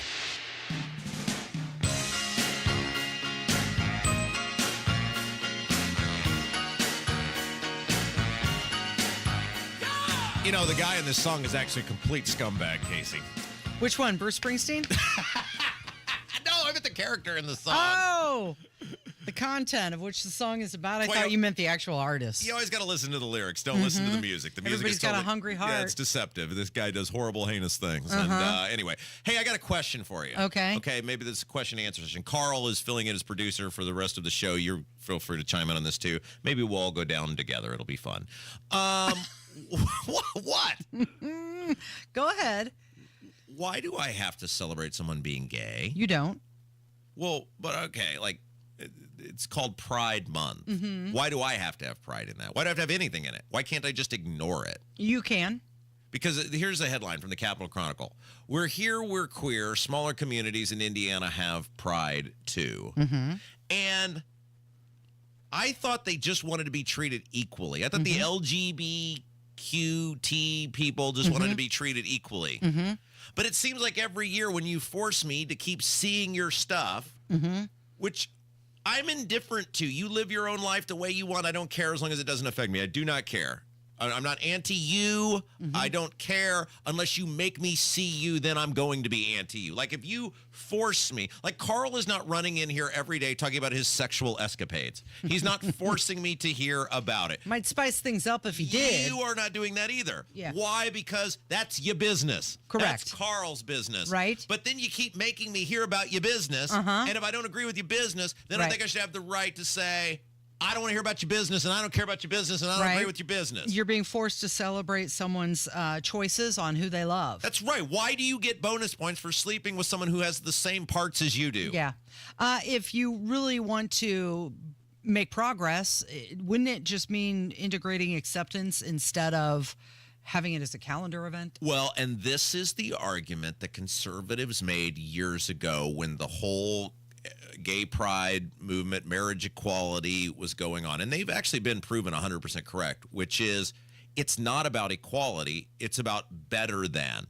It's about forced celebration of. And simply giving them, quote unquote, equal rights is never going to appease these people, which it clearly hasn't. Was it Lopez that had that post about all the people who have one day? The presidents, Martin Luther King Jr., the veterans. You get like one President's Day. Yeah. Right. And then this solely based on what you're chopping or growing and who you're sleeping with, and you get a month. And this is why people have recoiled against this, because they've said we're not celebrating it. We don't agree with it, but we don't care. We don't care as long as you don't force it on us. But if you're going to force us on us, then we're going to fight back because we don't agree with it, and we shouldn't have it subjected on us. Well, it does seem as well that Pride Month has become a lot about corporate branding and performative gestures as well. Like it's if you identity. If you are a man and you desire to sleep with a man, that's your business. It's not against the law. It's none of my business. It's nobody else's business. And if you want to be married, the state says if you want to be married to that person, that okay, you can do that legally in the society in which we live. But I don't go around running around with my wife every day going, look at us, celebrate us, look at us, celebrate us. We're just living our lives as two married people, quietly going about our business each day. And yet, then somehow we turn into the bad guys. Carl, am I wrong? We turn into the bad guys for saying, I don't want it shoved down my throat. I don't want to be subjected to it. You just live your life and do your thing, and I'll live my life and do my thing. And they say, no, that's not good enough. Right. You got to fly the flag. You got to have it in the stores. No, you're not wrong. I would add that the whole thing with the equal marriage that they say it's the same, and it's not the same. The marriage between a man and a woman is different than between the same sexes, and they wanted to take away the importance of men and women. All right, so I just want to make sure. Well, you've got Father's Day coming up, and you only get a day for that. That's right.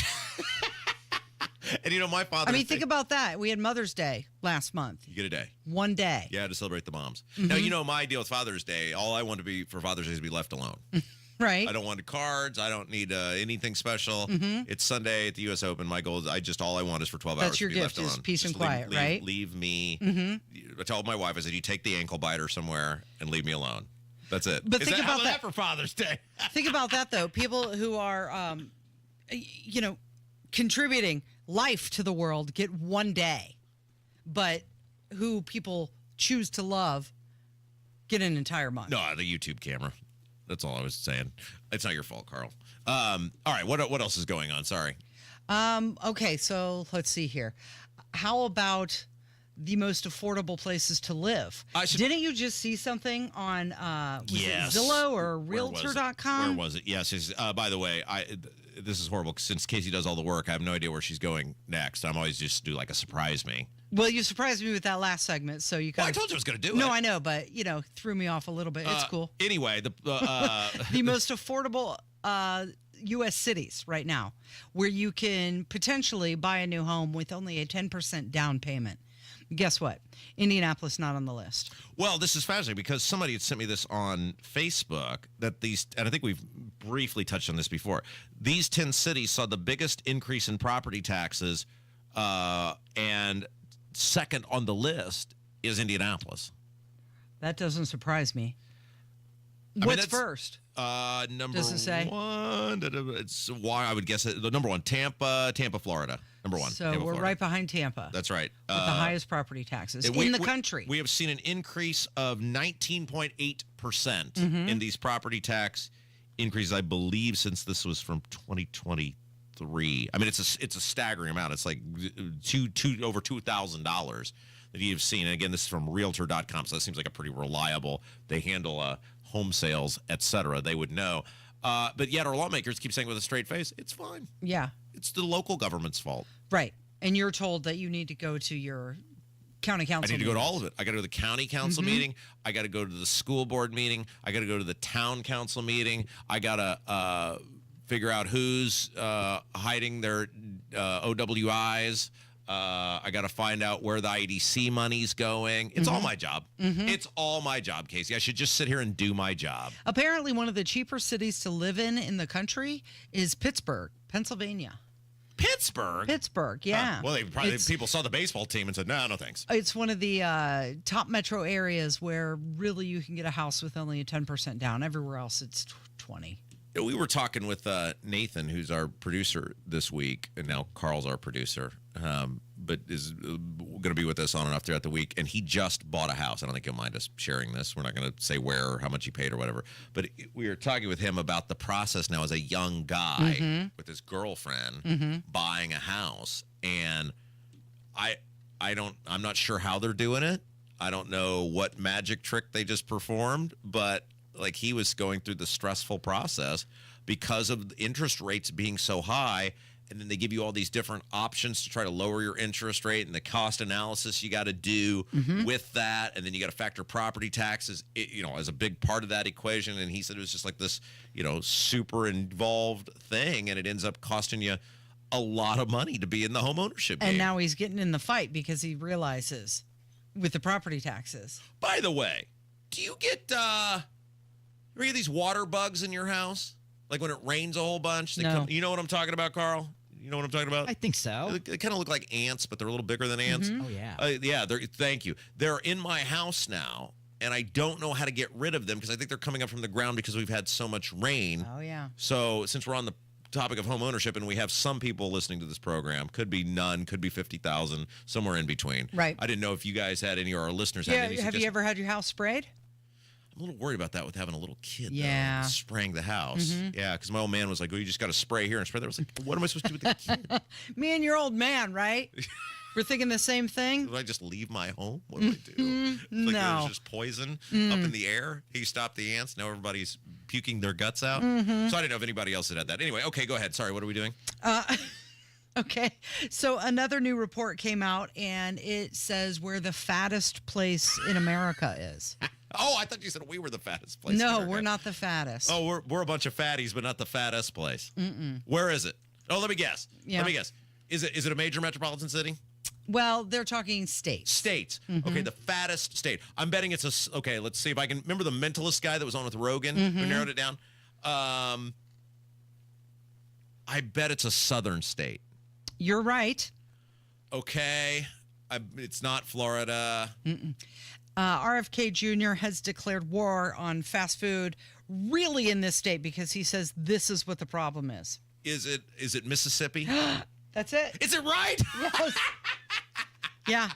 Yeah. They say that Mississippi is on the front lines of the obesity crisis. Mississippi is the fattest state in the country. in the union. Yeah. Is there a list there? Or is there some?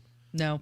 'Cause I bet- But they put Mississippi at number one. I bet we're right. I bet we're right near the tippy top. I mean, you got to take a little pride in yourself. I'm not saying everybody's going to look like Fabio, but you got to take a little pride in yourself. I mean, just a little daily exercise, a little walking, a little weight lifting, just reasonable. You know, you don't have to be Schwarzenegger in the gym, but I mean, come on, people, let's put a little effort into this. Okay, so studyfinds.org says that the average American feels fully healthy just 19 days per month. Fully healthy, just 19 days per month. Some guy says he does pest control on the side in our YouTube chat. See, I knew somebody. He's ready. He's ready to help you out. I knew one of our listeners would have some sort of answer. Can he pest control while Me? being I thought you safe meant, for your child? Can he give you something to sniff on, Rob? You know who needs pest control? This girl. You're listening to Kendall and Casey. It is 93 WIBC. Coming up on Tony Katz today, the riots in Los Angeles. Coming soon to a city near you. That's after the news at noon on 93 WIBC. It's Jeff Jr. from Trajan Wealth, and I've got something important to talk to you about, your 401k. If you have changed jobs, there are two very important considerations. You don't want to leave your 401k behind, and you don't want to roll it over into your new company plan without consulting Trajan Wealth first. 401ks will often have limited investments or age-based options. Since companies have to make choices to suit all employees, they may not be suited to you, which could cost you fees and money. When you roll over your 401k into an IRA, you not only keep your money growing tax deferred, but you also gain access to a world of investment options specifically designed for you. Trajan Wealth and our fiduciary advisors have helped thousands, and we can do the same for you. 317-480-4040. That's 317-480-4040. Advisory services offered through Trajan Wealth LLC, an SEC registered investment advisor.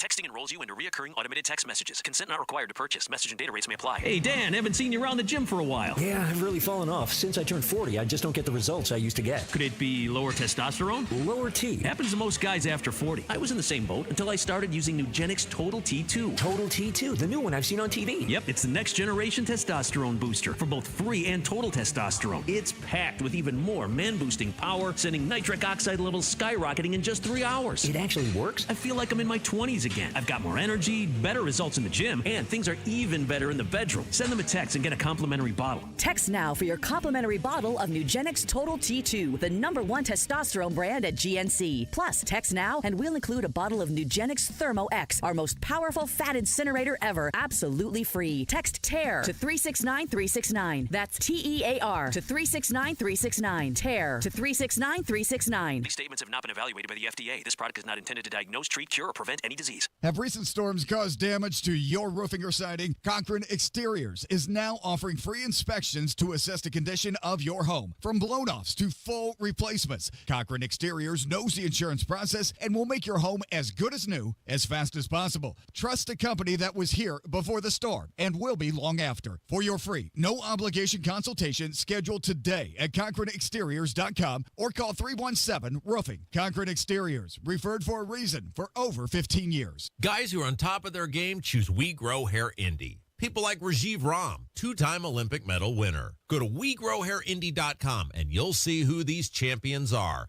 They knew We Grow Hair Indy had the technology and results to grow their hair back. I chose We Grow Hair Indy because I knew it was a great way to get my confidence back every time I looked in the mirror. Get your confidence back. Go to WeGrowHairIndy.com or call 317-522-2995 for a free in-person or virtual evaluation. Pat Sullivan here with exciting news from my friends at Hope Plumbing, now known as Hope Plumbing, Heating, and Cooling.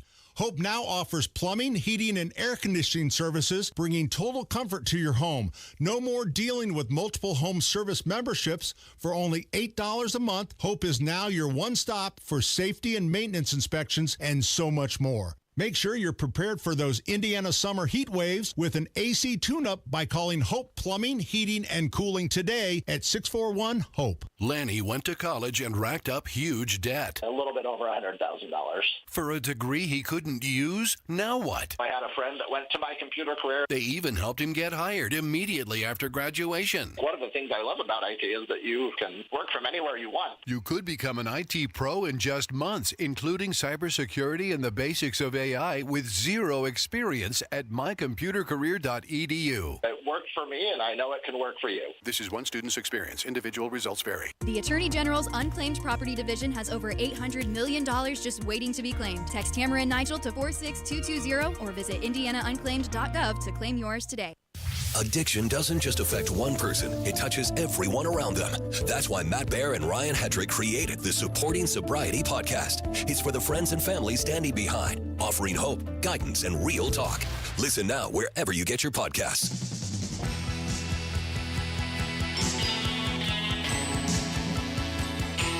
Okay, so if the government breaks your heart, you're more likely to die quicker? Is that what the data says? It's not just the government. Oh. It's just something about broken heart syndrome. Broken heart syndrome. It's got a technical word, Takotsubo. Go again. Cardiomyopathy. It's short TC is what they call it. It's also known as broken heart syndrome. Okay. It's rare, but it is stress-induced heart condition, and it's triggered by extreme emotional or physical events. So, like, if, say, you organize a rally at the State House and the governor comes and rolls up his sleeves in front of 1,000 people as they're yelling, fight, fight, fight, and he says he's on your team, and then he stabs you in the back, and then his goofy lieutenant governor turns and runs and hides too, you could die of a broken heart. You could. So this study came my out. health is at risk, is what you're saying. It is, truly. Potentially. It primarily affects women. 83% of the cases affect women. But this new study found that more than twice, that men who have this condition are more than twice as likely to die from it. That'd be a fitting Rob Ken on my tombstone. He went with a broken heart being lied to about property taxes. That's what did you in. That's it. So wait. So like if you are in some sort of relationship and that person leaves you, the stress, I mean the physical, your heart literally doesn't break, but the physical stress of that traumatic event can cause your... So you've heard the saying, oh, he died of a broken heart. Right. That's literally a thing. This is literally a thing. No kidding. Apparently stress hormones, they flood the heart, causing it to freeze, and it stops pumping properly, and it does mimic a heart attack. That's crazy. Yeah. So in men, they produce these higher levels of stress hormones, which is why when it does happen to men, twice as likely to die from it. So get your emotions in check, Kendall. Now, see, I've struggled with this because people, when I ever get my blood pressure done or whatever, they're like, I can't believe how low, or not low like bad, but low like calm it is. And then some people, like, one of the things I run into a lot is like I deal with various professions with people who know what I do for a job. And when I had the thing at the dentist the other day, I told you that the lady was a big fan, which was good. I think she went above board to make sure she asked you what you do for a living while she's got her fingers in your mouth and all sorts of She already knew, and that's utensils. But people are amazed at how calm I actually am. And I say, because I get it out for 3 hours a day. I have nothing left to offer humanity after I get it all out here. And so thus, the rest of my day is a very calm, generally pleasurable experience. Are you ever nervous to tell people what you do when they ask, like in a medical situation like that, because you're, in their hands in that moment? Oh, I and don't. what if they disagree with you? No, I don't. No. If they know, that's fine. If they know, I'm not going to lie. I'm not going to lie to a medical professional. Right. But if they don't, no. I mean, as they're scraping your teeth and it's painful for you, they scrape a little harder if they don't agree with you. I mean, I've lied a lot about what I did over the years for people, so I've moved past that phase of my existence. Okay. So let's see here. Average 401k balance has dropped 3%. Since when? Since Donald Trump took office. Okay. Fidelity saying that it is because of market volatility. Yeah, well, right. And this is where it comes back to, we talked about the tariffs aren't necessarily bad if you have a signified goal by which you are desiring to accomplish, and you can get public buy-in to whatever that thing is. One of the biggest things about government is coalition building, the ability to take a group of people and get a collective buy-in on the desired result of what you're trying to accomplish. And I think with Trump, what you've seen is he's created a great deal of uncertainty in the market, which the market does not react well to. Now, the reality of consult your trained by professional financial advisor, but the reality of the market is, unless it's the day you're cashing out, it almost doesn't matter until the day you cash out. It goes up, it goes down, it goes back, it goes forth. If you're in it for the long haul, this thing will probably sort itself out eventually. But for the people who live day to day in the thing, it's probably not been a good 6 months. Well, here's the interesting part about this. Although the rates have declined, most people are contributing on average up to 14.3%, which is close to the recommended 15%. So people are contributing more. They're getting less because of it. Well, that's probably not great. But again, if your plan in some sort of long-term financial investment, and again, consult your trained professional, don't take my word for it. But you just can't go, well, this week I got less than the week before. I mean, every week it goes up, be like, look at how much I got. You should not be doing it that way. You should have somebody who knows what they're doing, examine it, take a look at it, advise you, and then you make the choices, like Bill Dimmering, our retirement guy. So Avril Lavigne's going to be at Ruoff tomorrow night. You going? Skater Boy. Skater Boy. Tickets start at $30. I weirdly find most of her music highly obnoxious. However, I find Skater Boy a very compelling song, although I would not pay $30 just to hear one song. She's got another one. No, she's got one. She's got one. She's got one song. You also have Mumford & Sons. They're going to be at Ruoff next weekend. Or not with Skater Boy. Correct. Oh, no, this is their another own. concert. Rick Springfield coming to the Fishers Event Center. Kev wants to go to that. Those tickets are $44. For Rick Springfield? For Rick Springfield. He's been playing the same songs for 40 years. How many times can you hear Jesse's Girl? One more.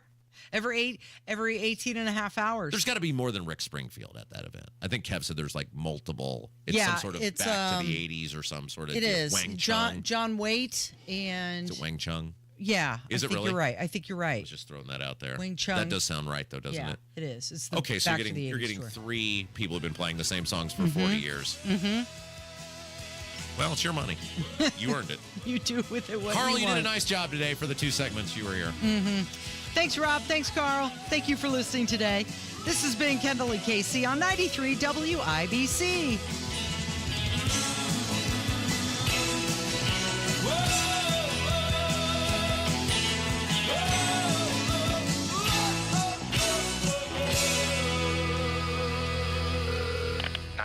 What's your emergency? Por favor, necesito ayuda. Está orando y creo que me va a pegar otra vez. I will get someone to speak with you. Please stay on the line. Hola, tengo su ubicación. Ayuda está en camino. Getting